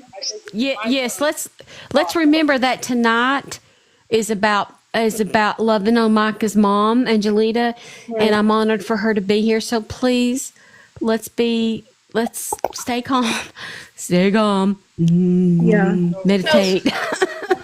I was wanting to speak with Ken, but that was the way the leadership was I would ran. like to speak. I've been crapped on for 45 minutes. I would like to speak. Thank you. That's kind of rude. It's not rude.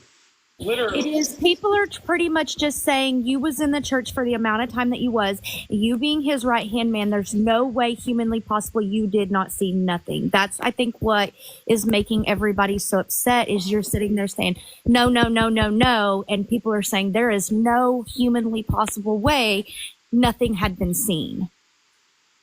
I think that's what everybody's getting so upset over.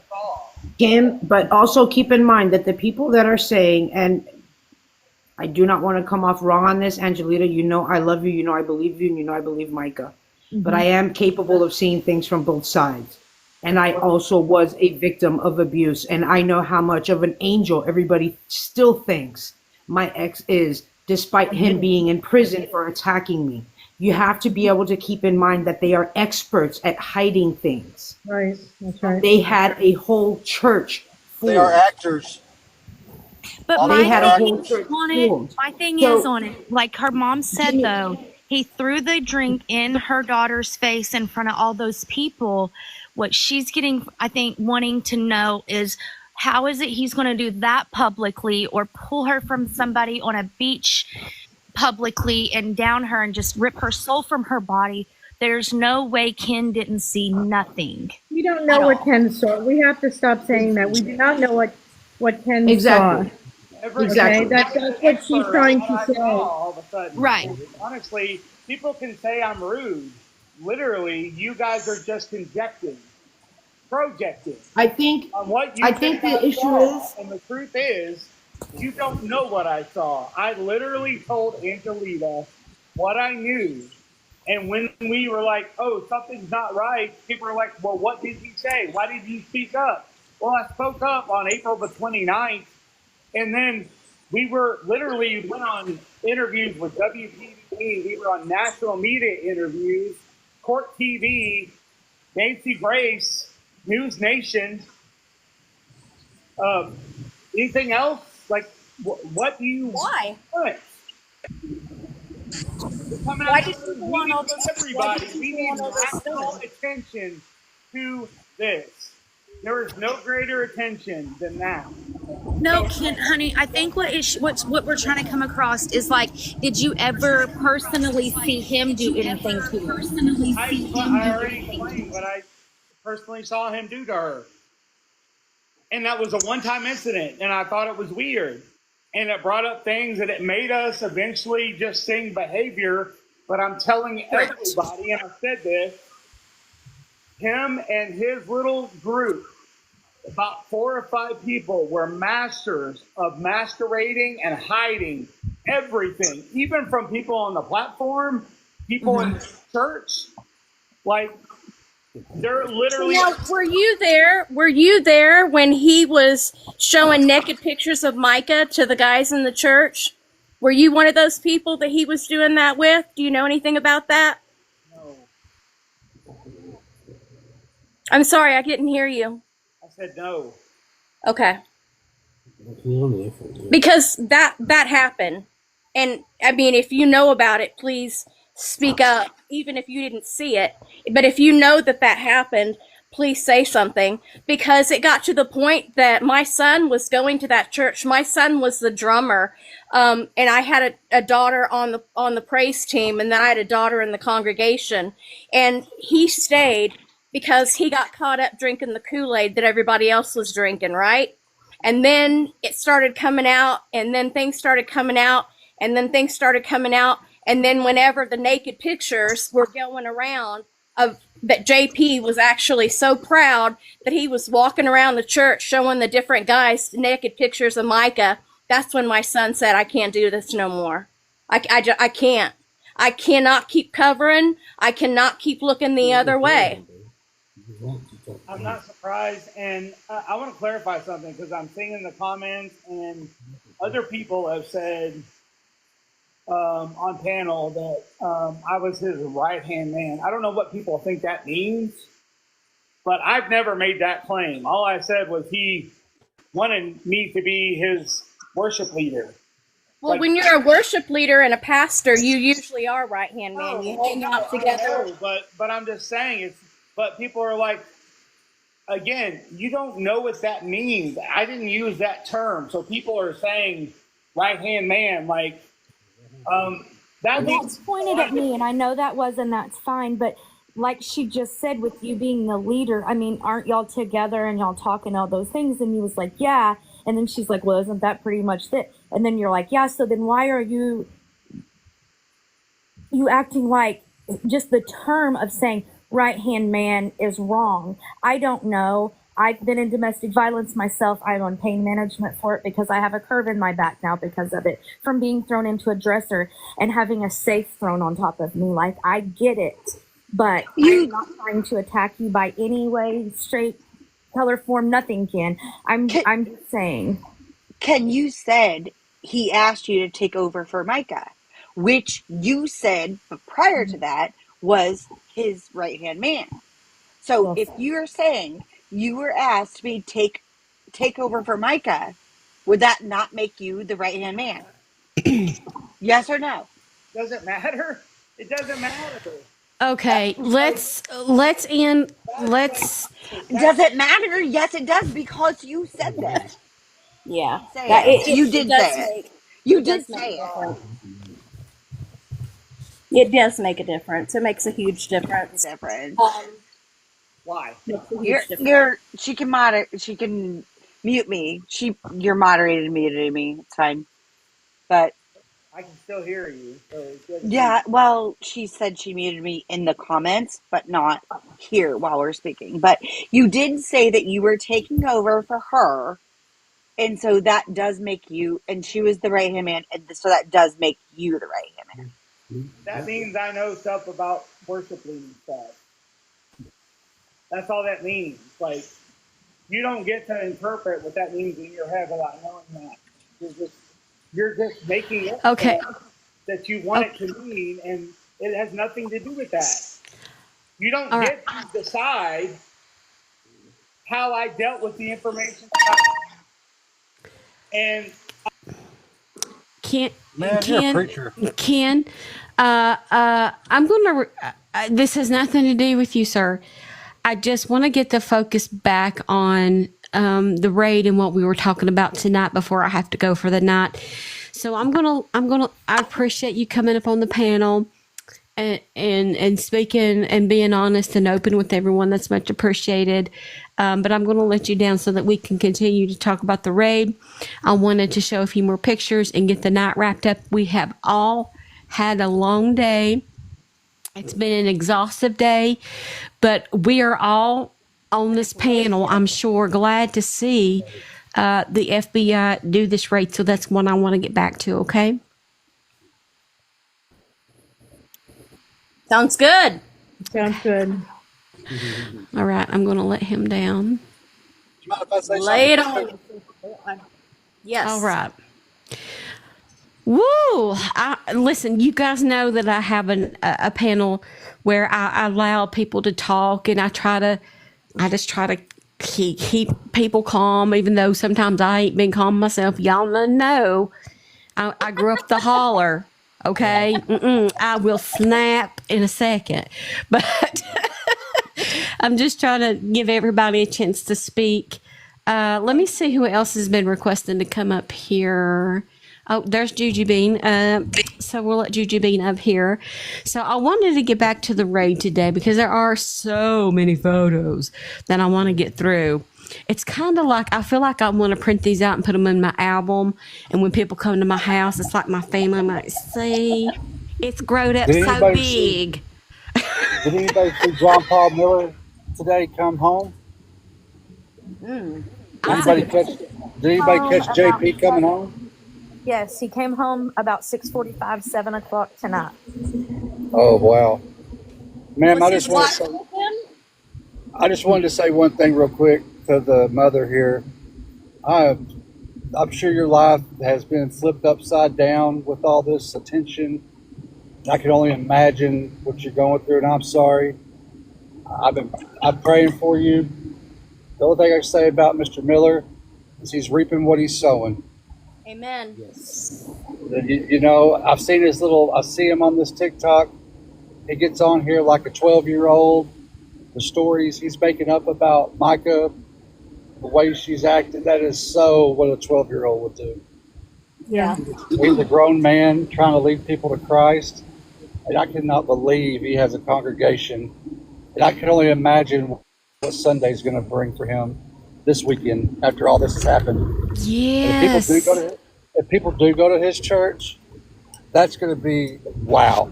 I mean, I have It's never not church, it's a cult. Well, There you whoever. go. Stream it live. I'm sorry. I mean, I'm from Dallas, Texas, y'all, and I follow this stuff, and I feel sorry for all of y'all having to deal with this because a pastor is a big. I mean, that's a big title, you know. Yeah. It's not supposed to be a title, though. It's supposed to be a relationship. It's about, that's what it's supposed to be. It's about forming a relationship with a spiritual leader to guide you. That is correct. Yes, ma'am. And that's the abuse that has been so He has abused in it your bad. face. I mean, Yes, he just laughs at you. the one woman was getting counseling over video, and he was masturbating. Hello. Wow. You have to say slasher slating. He was slasher slating his little shamonga, his kabobble, and she got it on video. I know that, and man. then she threatened him to expose the video, so he paid her off and made her sign a little piece of paper that said you can't talk about it, which apparently we're talking about it. You know what I mean? And he kicked but because people have given him power that he didn't deserve, right? Obviously, he didn't deserve. So he was able to just do more and more and more like a spoiled child, exactly like you said. When you don't correct a child in the right way, what do? They continue to act out. Pretty soon you're in the middle of the store and they're flopping all over the ground like a fish out of water because you won't buy them a piece of bubble gum. You know what I mean? Well, think about this. After his wife has passed, the way they claim it happened, he's walking around in a Spider-Man suit. He's walking around, he's trying to prove that the family was wrong and he's the right one, he's the hero. Not one sign of remorse. And then he's laughing at the courthouse after y'all's hearing. I mean, this guy's got some serious mental issues. I mean, I think he is, he's hanging around lawyers, he's hanging around, he's got the cops by his side. And I think it's all coming to bite him in the butt. He don't have the FBI by his side, apparently. He don't have the sled behind his back. And it's coming back. He's reaping what he's sowing. People want to say that, it's just conjecture that he's, no. JP preached from the pulpit about I have this and I have. He's an actor. He's an actor. I have personality that, I mean, he's preached all this. It's all on video. I mean, He's an actor. he said this stuff out of his own mouth about himself. Well, yeah, he's actor. proud of it. He's proud Yeah. of he has manipulated so many people to believe that he's something that he's really not. Because at the end of the day, he's like a child that likes to play video games and let his buddies ride his four-wheelers and get in trouble with the police. And I'll never do it again, and sneak off with some girl that whatever. He's a child. And every sermon he's ever done has always been a personal reflection of what's occurring in his life, what he wants to occur in his life. It's never been about the word. He's always done personal messages, which Right. is it's disgusting. It's Like truly. I said, he has a message from the pulpit, and he says, "If I, what can I say what he said because it's the truth, it's word for word, or am I going to get in trouble?" Rhyme it. Right. Okay. So he preached from the pulpit, "If I unalived someone, would you still follow me?" That's Well, see, people like that are already telling on themselves because There you go. you know, By the way, But the people thing in the is, chat, not it one is pink bubble person wrap. got up- Not one person got up and walked out. you know, and the problem is I mean, I just feel so bad because this woman that we're talking about, just by looking at her, you can tell she is fine. She's not hallucinating, and this is so out there in left field. I mean, if I could hug you, I'd hug you right now. I'm so sorry that this is how. I'm just sorry. I feel for you and your family, and I pray to God that justice does get served. I do. We really could use your prayers as a family. You wouldn't believe, honestly, you wouldn't believe the attacks that our family has gotten. He was so obsessed with torturing her and torturing. I could tell. He's still doing it. In her death, now that she's gone, he's torturing the family. Yeah, it just he has nothing else to continued. do. He doesn't have us, so he's going to go to y'all. He is obsessed. My husband says Has obsessed with Has Micah. anybody confirmed his alibi? Like he was at he was at some event with hundreds of people. No, there's been no confirmation. No confirmation, and at this time. The neighbor had seen him that morning right in his neighborhood. So that's been confirmed multiple times. Because you know what? I would think, since he's this great person, that people that he was with would come and check his alibi out. People that he was with would voluntarily want to do it to say, hey, he was with me that day. He wasn't over here. Right. Not one person has even attempted to even cover for him.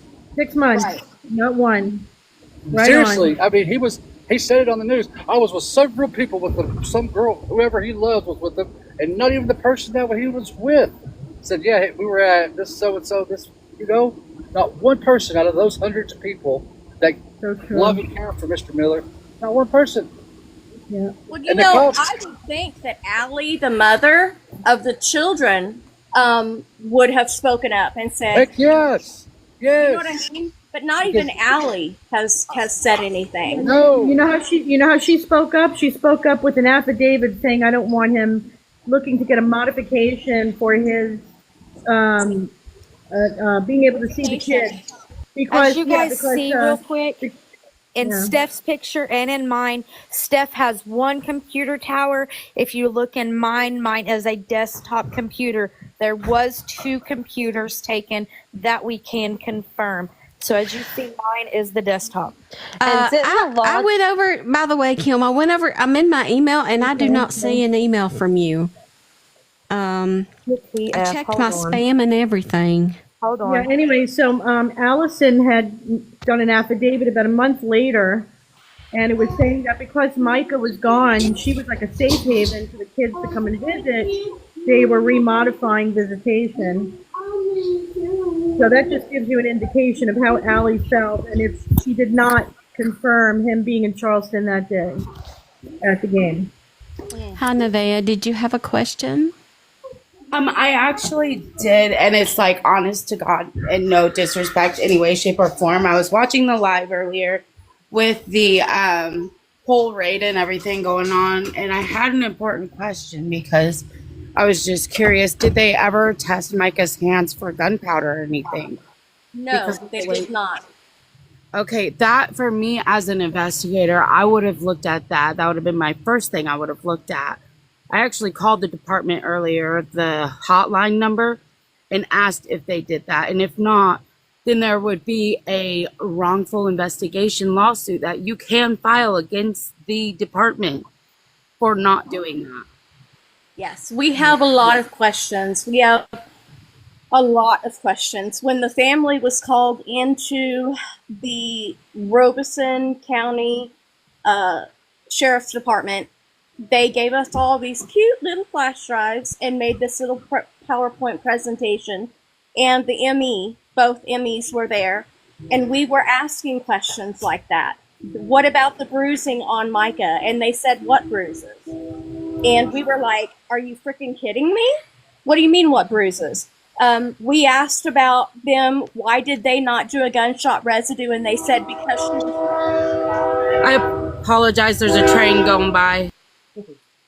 They said that they did not do a gunshot residue on Micah's hands because she was in the water, which makes absolutely no sense to me because apparently you can go and shoot a gun and then go and wash your hands and scrub and scrub and scrub and scrub, and they can still get gunshot residue. So why they did not do that is negligence on their part. That sounded crooked. I agree 100%. And it's also negligence on their part when they told us as a family while we were at the funeral home panicking, and we were trying, my son tried to file an injunction to try to slow down the cremation. We were told by the ME office, the ME told us, Robeson ME, we were panicking, and they said, do not panic, do not worry. We have done a full autopsy on Mica. Before she ever left our office, we did a full autopsy. We collected everything that there could possibly need to be collected. We have done it. So your family can now rest. Don't worry about it. Let him go ahead with the cremation. Everything will be fine. And when we got in there, JP made us sign a cremation letter, the parents. It was horrible. We finally got to see Micah's body, and then I don't know why, but I started lifting her sleeves. I threw the blanket back, and I said, pictures, pictures now. I want pictures. And my family stepped up, and they all immediately started taking pictures. So when we went to the police department for their little presentation, and we found out there was no autopsy done at all, none, because it was initially ruled a unaliving, a self-unaliving. So because of that, they didn't feel it was relevant to take anything, and we questioned them on that because you told us you did. You just told us that you did, that we could relax, everything was going to be fine. And now you're telling me after my daughter's been cremated that you have no idea what we're talking about? That you did nothing? That when we ask you about the bruises on her hand and her arm, you have no clue what we're talking about? That to me would have not only been a sign of her being restrained, but that would have been definite signs of him unaliving her. So I would definitely pursue charges, and because of what he made you sign, that now goes out the window. Because you guys collected evidence of bruises on her body when they didn't, and you have that evidence on you on hand, you can legally pursue charges. We actually, my daughter Anna looked at both of the MEs because they were like, huh? And then Anna said to them, well, we have the pictures. Do you want to see them? And they were like, yes. So now I'm going to actually go and get this for you real quick. My little Mica book. 2 seconds, Mama. Steph, put that picture back up. As we see the officer right here in the blue with the big white thing, that is the back side of a desktop computer. I watched them carry it out, and on the other side of it is dark. You can tell it is a computer that was removed from the home. Sorry. Yeah. It's all right. I'm just getting the ME report so that I can read this to you. So the ME decides. Now you tell me if this sounds like JP wrote this or not. It says decedent, 30-year-old female who was visually identified by law enforcement through photo ID. According to decedent family, they tried to call and text decedent on 4/27/24 without success. It goes into she was seen at the pawn shop and blah, blah, blah, blah, blah. And then it says right here, decedent was found prone, submerged in river beside tree limbs around 100 feet. 100 feet from casings. No sign of physical struggle at location. Decedent was removed from water by law enforcement in a boat brought to the bank of the river. It was muddy and it was a heavy brush and briars. Decedent had dirt and debris on her hands and clothing. A 1911 a 9mm SIG saucer pistol was removed from the river 5 feet from the bank using a magnet. And then it tells the serial number on there. It says that she was bipolar 1, reoccurrent manic episode, tetracannabinoid dependent, saying that she was like a gummy dependent person, which is not true, and dependent personality disorder. How could they know that? Exactly. How could they know that? How can they? They're stuck. I've always wondered the same thing. So what they could do is, by the autopsy report, is distinguish like a chemical imbalance within the body, and certain chemicals. But they didn't do that. But if he made her take that before he unalived her, it was to relax her nerves and make her calm. The one thing that they did do is called a liver mortis test. And on the liver mortis test, what that means is, excuse me, if I unalive myself and you walk in and find me on my back, when they do a liver mortis, all my body is going to pull on my backside, right? Yeah. But my daughter was found on her face, floating in water. And when they tested her liver mortis, all the blood had pulled to the back of her body. Which means she would have been on her back when she was unalived. She would have laid on her back. Explain that to me. Yeah, for at least 30 minutes. None of it makes sense. Absolutely none of it makes sense. And when they had done their little summary, on here it says that there were bruises on her hands. Well, wait a minute. When I was in front of you at Robeson County Police Department, you said what bruises? And then after we show you bruises from our pictures, now you want to put that in your medical exam preliminary summary? Yeah, I definitely would pursue way more charges, and I would get him for tampering with evidence. That's altering a report. Obstruction of justice. 100%. See, this is what our family has been dealing with. These are the facts. This is not conjecture. This is not assumption. This is not, oh, well, I think. No, baby. This is black and white. This is us being in a police department and them showing us this pretty little PowerPoint, us asking questions, and them saying, we have no idea what you're talking about. And then I find it in your paperwork after you speak to me, after you speak to JP. Now, all of a sudden, my daughter is bipolar 1 and split person, dependent personality. What? It makes me wonder Wouldn't too. my Like, daughter have to be alive in order for you to diagnose her with those things? Right. Who's he paying to keep stuff under wraps? That's the other part I'm wondering. It's easier for him to persuade a small office or whatever where they did the autopsy and cremation and things like that, then he is going to be able to pay off the FBI.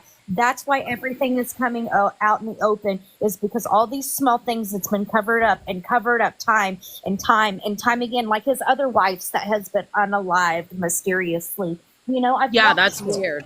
Yeah, every one of them that he's been with is alleged unalived. And Well, just like today, and then today the was lady he was unalived. having an affair with, the Exactly, well, her woman's too. husband. But her too. I mean, that's what I'm saying. He can only pay certain people off.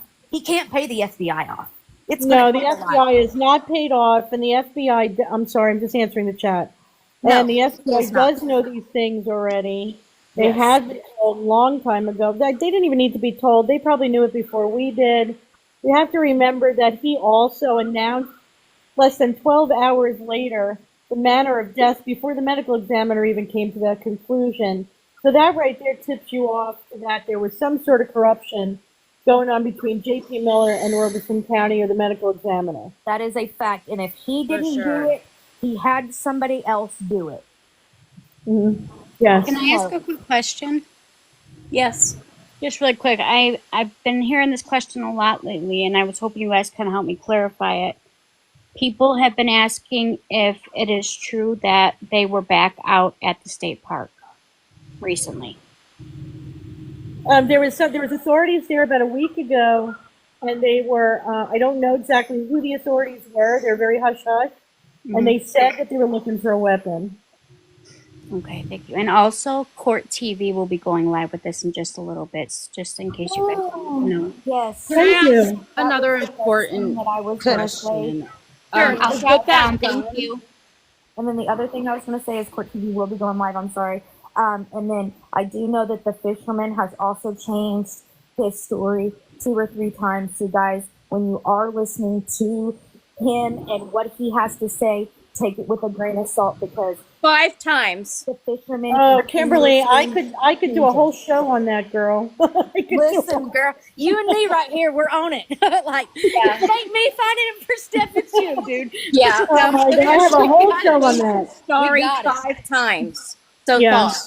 And we If actually you decide said, to stay on later, I do not mind broadcasting the Court TV from you or for you, whatever you need from me, however I can help you. Know I'm here. I got you. Just to piggyback off of what everyone's saying about the county being corrupted, I went to the Chris Stapleton and George Strait concert here in Charlotte. And, you know, God has a funny way of placing people next to you. Like I said, I am from Myrtle Beach, but I live here in the Charlotte area. And I talked to a past sheriff in that town. And I said, I have to be honest. Is it as bad as they say? And he said, I left for a reason. He said, the town is corrupted. Wow. He said, your money will get you exactly what you want. And I had chills from my top of my head to my toes. Yeah. And I believe it. I mean, it's sad. It's disgusting.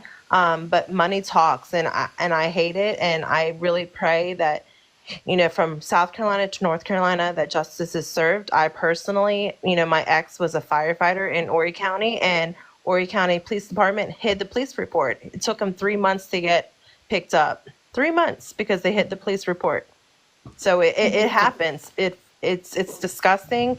He's well known, especially around Broadway. Burrs and Chapin is like a well known, you know, establishment in Horry County. Old money, and it's sad, but I know, you know, finally, you know, like everyone's saying, the FBI, you can't mess with the government. Head honchos, they'll get you. And I pray that this is the beginning of all that has to come out. That's what I was saying. He can pay off these smaller departments and things like that, and judges and lawyers and people. I get it. He can pay them off as much as he wants. You are not paying off the FBI. I promise you, them people had hold card evidence to a T, and it's not a call in hearsay tip. Them people knew what they were going in for, and they got what they were looking for. We just have to sit back and wait for it to be. It's not just the FBI people. It's Really the quick FBI before I and drop down. It's the Department of Justice and the FBI. They're both working in conjunction. Oh, yes. The FBI answers to the DOJ. So just so you know, the DOJ is the one who's been doing the interviewing of people. What is Or it the they say? team. You can't hide from the. What was it they said? They say, You can't hide from the FBI. there it is. I don't know who came up with that, but it was adorable. I know. I heard that on a live today, and I said I love it. Steph, you're muted, honey. baby. Uh-oh, what's going on with Steph? Hear you at all? Oh, sorry. I forgot to unmute myself. I was saying, I was just joking that they made that up and it rhymed and everything. And I thought, well, it's just so true. But I wanted to say quickly, Jay the Jesus is in the room. He wanted to come up for about 5 minutes or less. There are too many comments for me to find you, kind sir. If you could just request up, I cannot find you. Steph, they were screaming that outside his house today, the protesters and things. Yes. When they were live, they were screaming, "You can't hide from the FBI." And I so love it. I just loved it. I loved it. Steph, I'll drop down in a minute, but I just wanted to say we are so horribly sorry for your loss, and we are praying for you and your family every single day. I am so sorry. Thank you. Thank you Thanks for having me. so much. And you can tell when people just are using their words. You know what I mean? It just doesn't come across right. You know what I mean? And it's so much to me. I have felt so much love off this show today. And everyone that has said anything to me, I believe it, I feel it, and that is so precious. You just don't know. Your daughter gave all of us a gift that I don't think that anybody even understands it. Her words have touched so many of us. Mm-hmm. And I wish to God that I had known her in real life. And I just thank you for bringing such a beautiful soul into this world and sharing. And Mica, she really meant it. When she got on and she sang, "I pray for your healing. The circumstances have changed." Yes. I used that in a couple of my videos. I absolutely loved her singing that. I felt that. Oh my God, did I feel that down in my soul? Yeah. Yes. I mean, she meant it. She wasn't a person of just words. Her words had meaning. Her heart, she was what Anne calls an innocent. She really, really was an innocent. She believed in people and she trusted people. And when people told her something, she didn't just, she believed you, and that's how she kind of got caught up in all this mess but through it all, like I said earlier today, she suffered greatly, but she still got up every Sunday and worshiped with her mouth, with her hands raised high, with her voice. She still worshiped God. He was still the center of her life. It didn't matter what was going on at home. It didn't matter what he was doing to her. It didn't matter what he was dragging her into. And our very, very last phone call, she told me, she said, "Mom, I finally understand why people join gangs." And I said, "What do you mean?" And she said, "Because the police are so corrupt. I truly get gangs now. I totally understand why people do that, why they join gangs, because of the corruption." That was our last phone call. This world is not the world that I knew. And when Mica was in it, she made it a much more beautiful place. And thank you again. And we're Let me just say something to Angelita. My husband and I have been together for 32 years since I was 15. We've been married for 30 of them. My husband's father was a preacher, and his father's father, and his father's father's father, dating back first generation preachers for hundreds of years. My father-in-law and my mother-in-law and our 5-year-old nephew were killed in a car accident in 2014. They were taking our 5-year-old nephew to school, and none of them made it.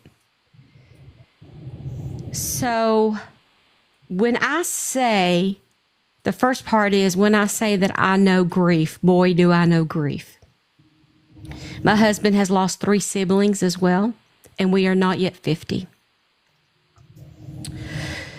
The other part that I wanted to say is that my father-in-law sure does have his crown of jewels in heaven. He was a true man of God. Mm-hmm. True and real. And I'm getting the goosies just saying this because JP makes me sick to my stomach. Mm-hmm. Trying to represent church and God in the way that he has tried to, and also portray himself as so innocent. And that is part of my fight in this, is that I know what a real church is supposed to look like. Mm. I've seen the members admire my father-in-law because he was a good Christian man. Mm-hmm. And so I just wanted to let you know a little bit about my history on the grief part and the church part. Okay. Thank you.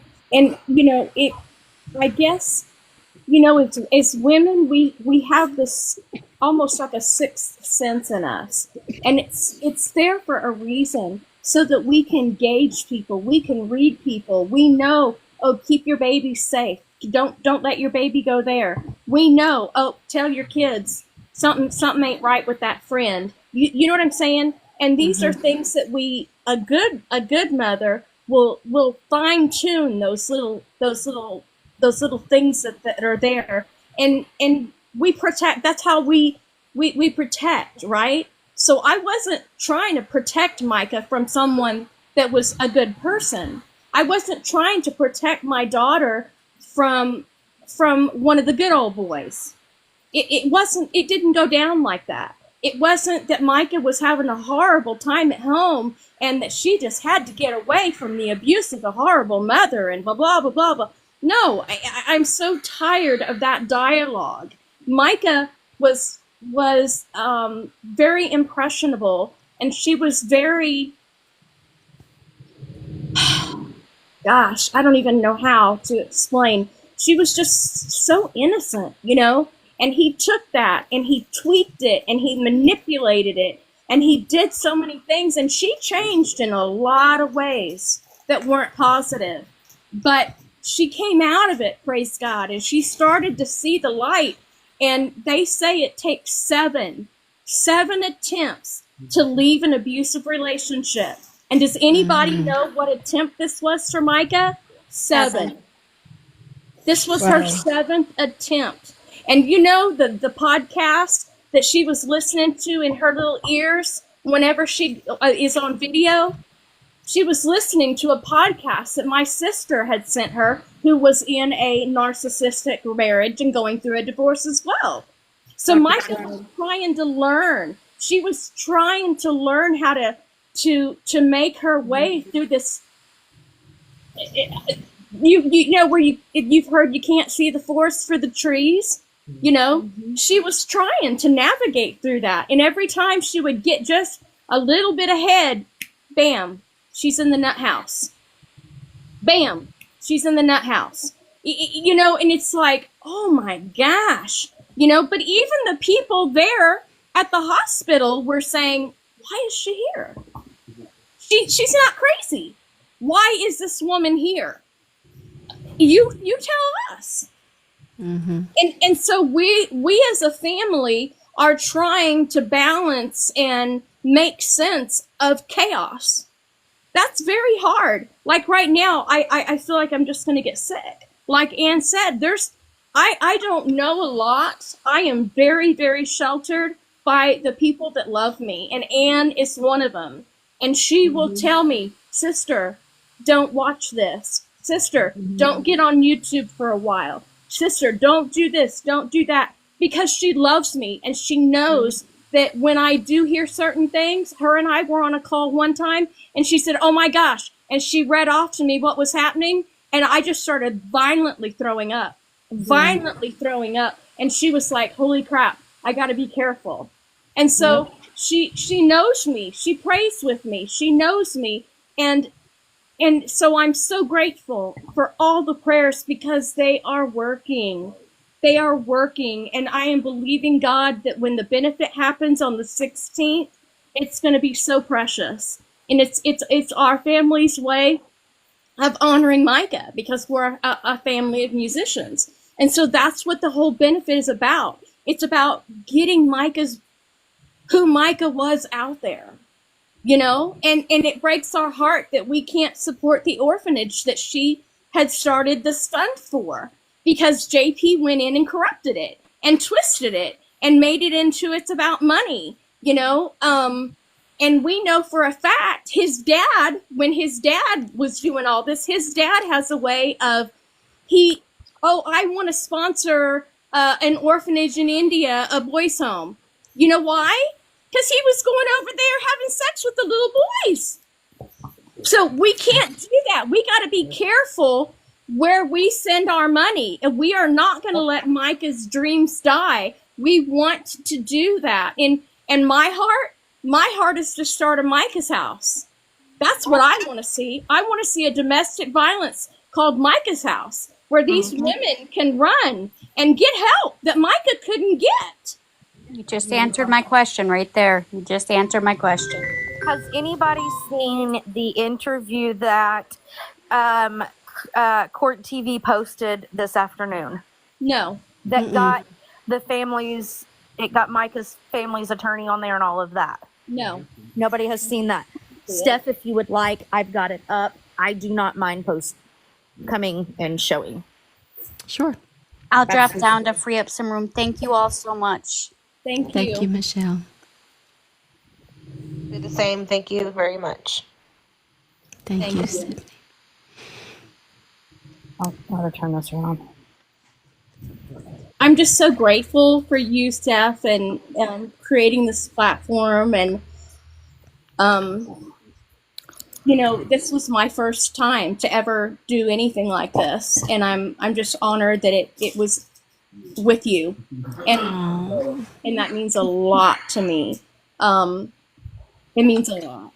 And I wish that Donnie, honestly, if Anne hadn't have vouched for you so much, you know, because I have to be concerned. I have to be careful, because when everybody wants to hear the mother speak. Why? Do you want to twist my words? Do you want to hear the truth? I don't know. What are their motives? You know what I mean? Steph is always about the truth. I can tell you that. I'm a huge supporter. Hearing your side of everything Yes. and knowing where it's I coming knew this would from be a in safe your place heart. for her. Yeah, I knew safe this would place. be a safe spot for Angelita. And I wanted to tell you stuff. I tried to keep up with the chat and keep it clean and tried to help out, getting certain stuff out of here. And I tried to keep up. It was going so fast. All right, guys, here we go. Oh, okay, cool. Michael Ayala out of South Carolina, where FBI agents were seen today searching the home of Myrtle Beach pastor John Paul Miller, linked to an ongoing criminal investigation that has really gained national attention. Here's a look outside the Miller home in Myrtle Beach. Court-authorized law enforcement activity wrapped up about an hour ago. There were about 24 FBI in. It's okay. Sometimes we all need to laugh it out just a little. Right. There we go. A crowd and protesters lined up outside the home to watch this all go down. And one group of women have been following the case, and they're demanding answers. Waiting 6 months for something to be done, and hopefully justice will come faster and he'll be put in handcuffs and put in jail. Now, back in April, 30-year-old Mica Miller died by an apparent suicide. She was the wife of South Carolina John Paul Miller, who she was separating from at the time of her death. The federal authorities joined the local investigation after a mysterious 911 call. Now, these are surveillance photos from Mica's last day alive, where she appears to purchase a firearm from a nearby pawn shop before police say she killed herself with the gun that she purchased at that pawn shop. Now, since her death, law enforcement have released the 911 call, security footage, and a timeline of events detailing the day she died. Here is a snippet of a chilling 911 call that Mica made with a suicidal message for her family. It does say some of these guys, but let's just listen towards the end too. Kill myself, and I just want my family to know where to find me. Now, her husband, Pastor John Paul Miller, addressed his congregation publicly at Solid Rock Church after he allegedly found out about her death. Take a listen. I got a call late last night. My wife has passed away. And it was self-induced, and it was up in North Carolina. And we're gonna have a funeral for her next Sunday here at 3 p.m. And so it's all I can. I'm just kind of going on adrenaline right now. So y'all pray for me and my kids and everybody. And she wasn't. Y'all knew that she wasn't well mentally. And that she needed. It's right after this they bring up they bring somebody up. Details to come, but just keep our family in your prayers. Pastor Miller has not been charged in this case, but some claim that he was abusive toward her, and many are left skeptical that he may have somehow had a hand in her death. He has denied any involvement at all. Hold on. Criminal defense attorney, former prosecutor Marie Panetta. Marie, what do you make of this? They're in the house. They're bringing stuff out. As I said, never a good sign. They're still investigating this case. There's a lot of evidence as I go through this that suggests this was, in fact, a suicide. What do you think they're looking for here? Hold on. They're looking for something that could inculpate him, somehow tie him to the suicide. I think this is very, very sad. And I don't understand, though, why when they executed the warrant, they had to say, come out right now. We have a warrant. Why not just knock on the door and say, we have a warrant? All of this grandstanding makes him look bad. And I just don't think that this is the way for law enforcement to execute a warrant against a person. It's not like you're going to some drug dealer's house or something like that. It wasn't. But I think, again, right, just hold on. Just hold on. We have a lot to learn, because at the end of the day, he's saying, she's blindsided here in a second. There was acrimony between them, and they were in different states. But you know what? Telephones, video surveillance, if he has an alibi, I think there's so much that needs to come out. We can't say much, but the fact that they were separated and that phone call is very damning, because she says, I'm about to kill myself. Yeah. So it really helps him in that sense. Let's see the rest. Yeah, and apparently he was at an athletic event. He had picked up a girlfriend at that time. He was on video with her in the car. So as far as him having a hand in it physically, I think that's clear not. But you're right. Easily find a computer with messages, because you can drive someone to suicide, and that is absolutely a crime. And here's the other thing. Go ahead. Hold on. He picked up a girlfriend? Yeah, they were still married, right? Yeah, they were. They were about to separate. They were going through a contentious divorce. They were going through a contentious divorce. So these things happen, and I agree with you. Not a good look. But here's the deal. There's something else that's not a good look in this case, and it's something I know you know a little bit about, and that's domestic violence and abuse. There are allegations that there was abuse in this relationship, right? Now, we know the time of separation is a time that, people are most, and women especially, are most at risk. Let's take a listen to the family attorney and what he has to say. Right here, guys. Listen to this. He claims that she was diagnosed with these mental illnesses and was on lithium. According to her, she didn't know she'd been diagnosed or what her medication was, because he always controlled the medication. He administered the medication. In fact, he has admitted that he would cut her pills up and give them to her if she refused to take the medication. Lithium, he has been diagnosed and admits it in a sermon. And if you look up lithium and the side effects of it, or if you take too much of it or you're over-medicated, you go into delirium. Yep. And that's what her demeanor reminded me of. That's right. That's right. So that gives us a little more insight into what might be going on here in this investigation. If he is telling her that she's got these problems, she's never been diagnosed, and he's giving her pills That were probably his. for some other reason, we're talking a very different case here. We are, but these are allegations. Blood tests will show the lithium level in your body because lithium is a prescribed. This lady's missing the whole dagnab point. Thank you. Yes, but my thing with saying that and seeing that and everything is the fact. Sorry, girls, I look like a whole mess. I've been investigating. All day. Stop. Hey, listen. My husband is like, he's been diagnosed. She has not. She has not been diagnosed. He was probably giving her his crap. She did, and he got her addicted to it, and then he would pull it from her to control her. Hallucinate. It would make her. Yes. By doing that, her body will thrive and need that. And it would bounce. Yes. You can't cold turkey from those. Your body will withdraw. You will start hallucinating. You will become very sick. I mean, it is not a good thing. And that's what he was doing with her. And that's why if she had any type of imbalance or anything where she's lazy, that would explain. Well, what proves that she didn't have what proves that she didn't have it. Okay, what proves that she did not have this is the fact that for a few months before she passed away, she was not on this medication and was completely able to function. A person who actually has this condition would not be able to function, would not be able to work, pay their bills. And we've seen her on video singing and speaking clear with clarity. So she would not have been able to do those things if, in fact, she was diagnosed with this bipolar and was needing this medication and was not on it. And the toxicology that was done showed it was not in his system. 0, which means he would have probably given her none, which her body would have been withdrawing it, and that's why nothing would have come. He has every symptom of someone who had breast implant illness. Yes. With an autoimmune reaction. Yep. He used that as an excuse to drug her because that's what groomers do. That is correct. That is absolutely 1,000% correct, and it is an absolute disgusting thing. And I think the feds have always been 10 steps ahead of us. They knew this. Yeah. And that's why they were there today. Thank Jesus. Yeah, so the blonde, I'm guessing, is her attorney, family attorney, and she was the one that was stating, listen, there was nothing wrong with her. There was no doctor that diagnosed her with anything or gave her anything.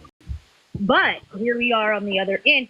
He was diagnosed with this and was given this, but she wasn't. So, I mean, right there, it's clear as day to me. I mean, in black and white, I would think he had to have been giving her what he was getting, and he wasn't taking it. That's why dude. But he actually admitted that. Do you know that? He actually admitted that he was giving Mica his pills. Yes. And this right here. He admitted that. Not us saying that. He admitted that. That came from him. That's right. Right, but this right here just sealed it because it stately said her attorney came on and said there was nothing wrong. There's nothing medically. She was never diagnosed with nothing, which means there was no reason she should have been on any of that stuff. And then him saying, yes, I did give her that. That's a crime. That is a crime. Right. That is a crime. And that right there is what may have caused this pain that she did unalive herself. Just saying. I don't think she did, but just saying. If she did, then it was due to the medication he was giving her, the N-word, by him. Well, okay, you know what? Let's cover that for a minute. Let's cover all bases real quick for Angelina's sake. Yeah. Let's just go with his narrative for 1 second and say that she did, which I don't believe she did. Either way, he is responsible.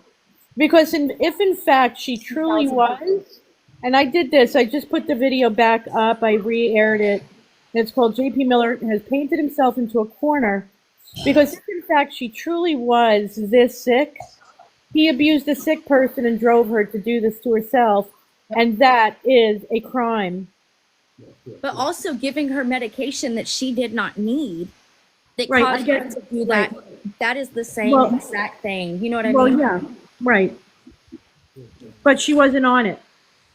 Right. That's the point. She wasn't on it, so we couldn't be able to use that. But do you see my point? Either way. But what I'm saying is, if he would have not given it to her for a period of time, though, before her, She stopped taking it on her own. But the point is, either way, whether she was or wasn't, he is responsible. So he really should stop pushing the narrative, because it's making him. Well, you know what? Keep pushing the narrative, because you're going to end up behind bars.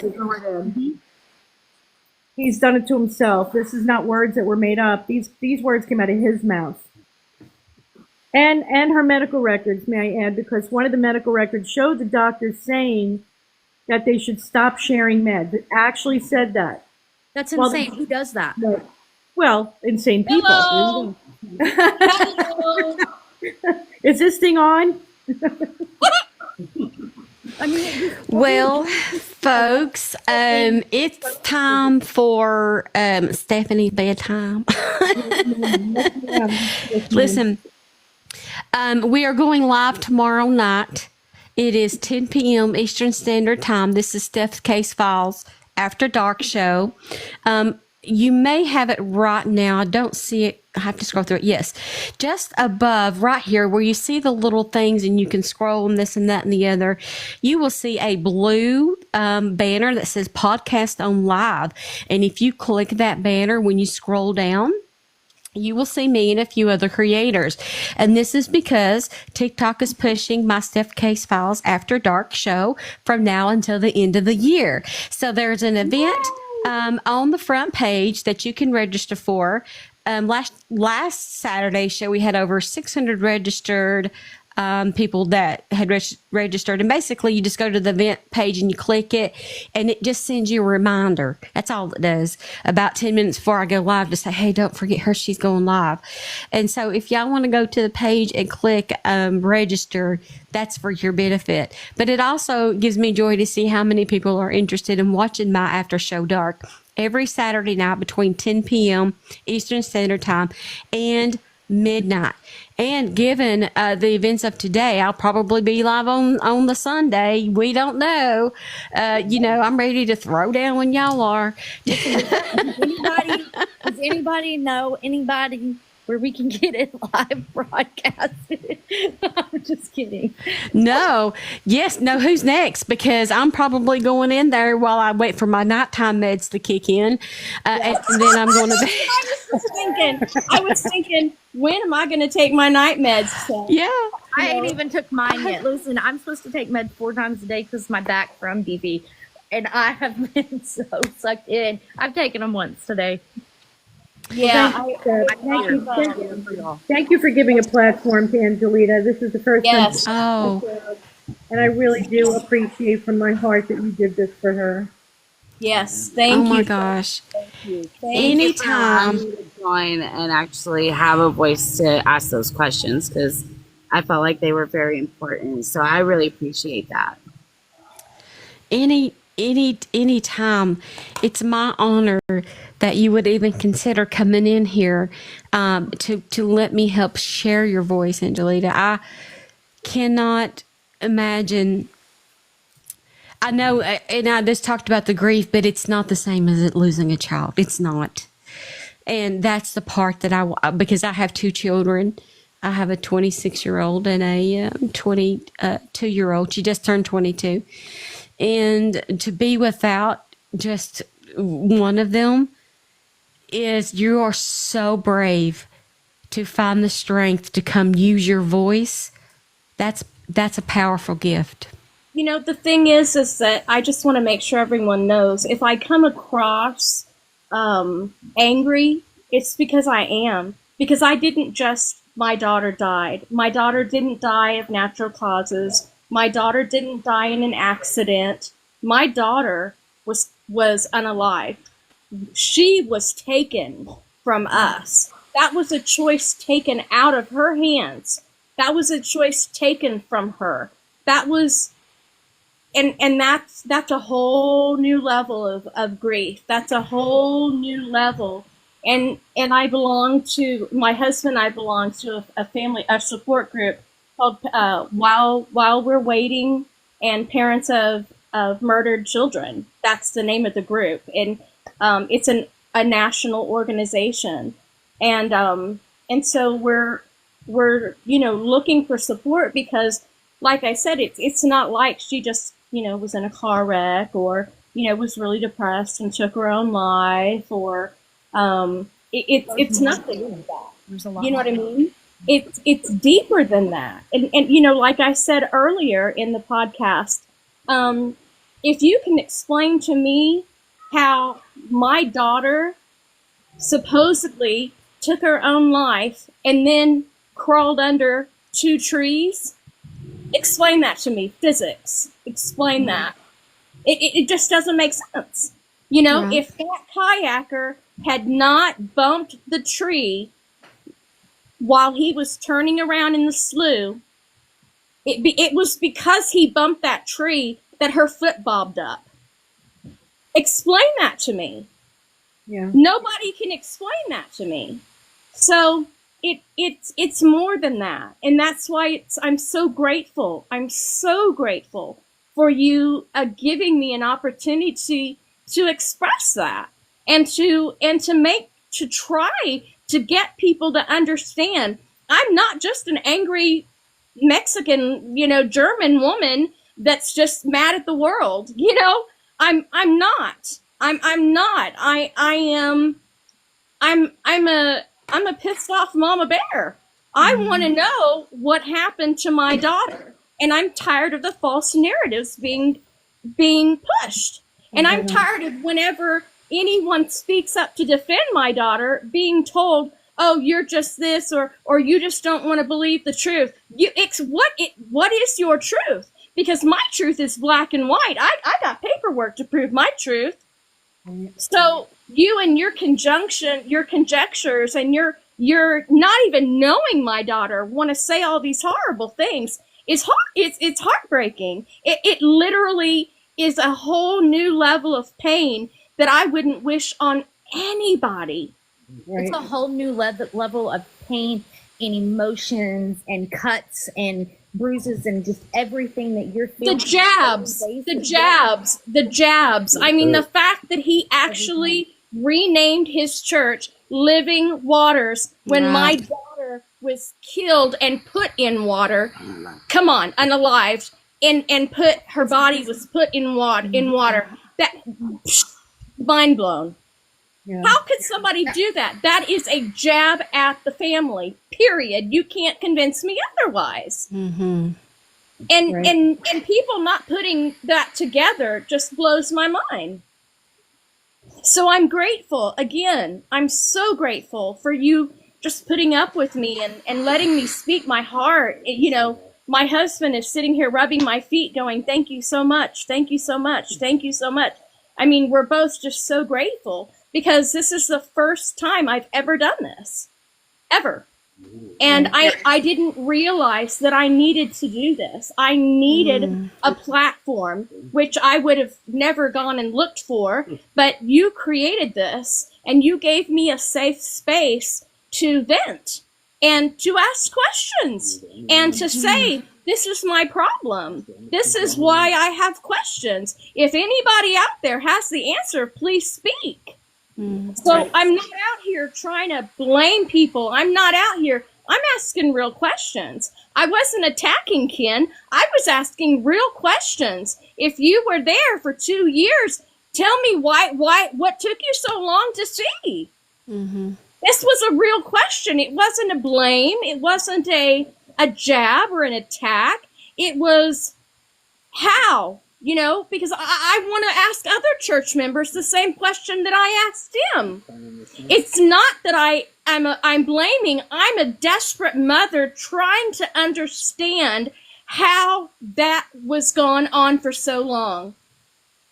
How? And the answers that were given to people that did have the guts, like I said earlier, Charlotte, her best friend, after JP included her in a group text between him and Mica, and he was cussing her out, using the F-bombs, telling her he was going to shoot her, all these things. She went to leadership, and she went to the elders and said, "Look, this is what JP is doing, and I don't know what to do." help me. I don't know what to do. And they told her, we know that JP is out of control, but we can't do anything about it because JP knows so many people that they felt like they would do better having JP there. They were doing more good than he was doing bad. There was no one monitoring him, no one pulling in the reins. There was none of that. There's none of that. No accountability. And this is what happens, absolute chaos, when one man is put in a position to just run havoc. This is what you get. You get girls that are being raped. You get girls that are being harassed. You get families that are being, if you say anything, then, I'll do this to you. And you've got people that are in actual fear because of one man that everyone was afraid to pull the reins back and say, whoa, horsey, your wagon is out of control. Nobody would do that. And the fear has got to go in Jesus' name. No more fear. No more fear. So thank you. Thank you. Thank you. Thank you, Steph. Really, you're very appreciated. Thank you, hon. Thank you, man. You guys know that I love each and every one of you very much. I appreciate my panel and the people that take the time to come up here and speak. Still, it shocks me. Thank you, thank you, thank you, thank you. I still can't believe it. You're literally making my dreams come true right before my eyes. I love sharing my platform with those who can't speak for themselves or who no longer can. And so know that when you come here that you will always have a safe space to come up on the panel and speak as long as you're nice to one another. Okay. Thank you guys so much. Remember that you can follow me on any social media platform. All you have to do is look for the same username and logo. I am on YouTube, Facebook, Twitter, which is X now. I keep calling it Twitter, honey. And I am on Scoops with a Z and the big old book face. So wherever you are, there I am too. Please have a safe and blessed weekend. And don't forget, I'll see you tomorrow night at 10 p.m. Eastern Standard Time. Thank you, everyone. Everybody. Good night, Ann. Good night, Angelita. Yeah. Praying for you always, ma'am. Thank you. Thank you. Good night, everybody. Have a better night and a blessed night. And I'll be praying for everyone. Thank you all. Thank you for your time. Bye.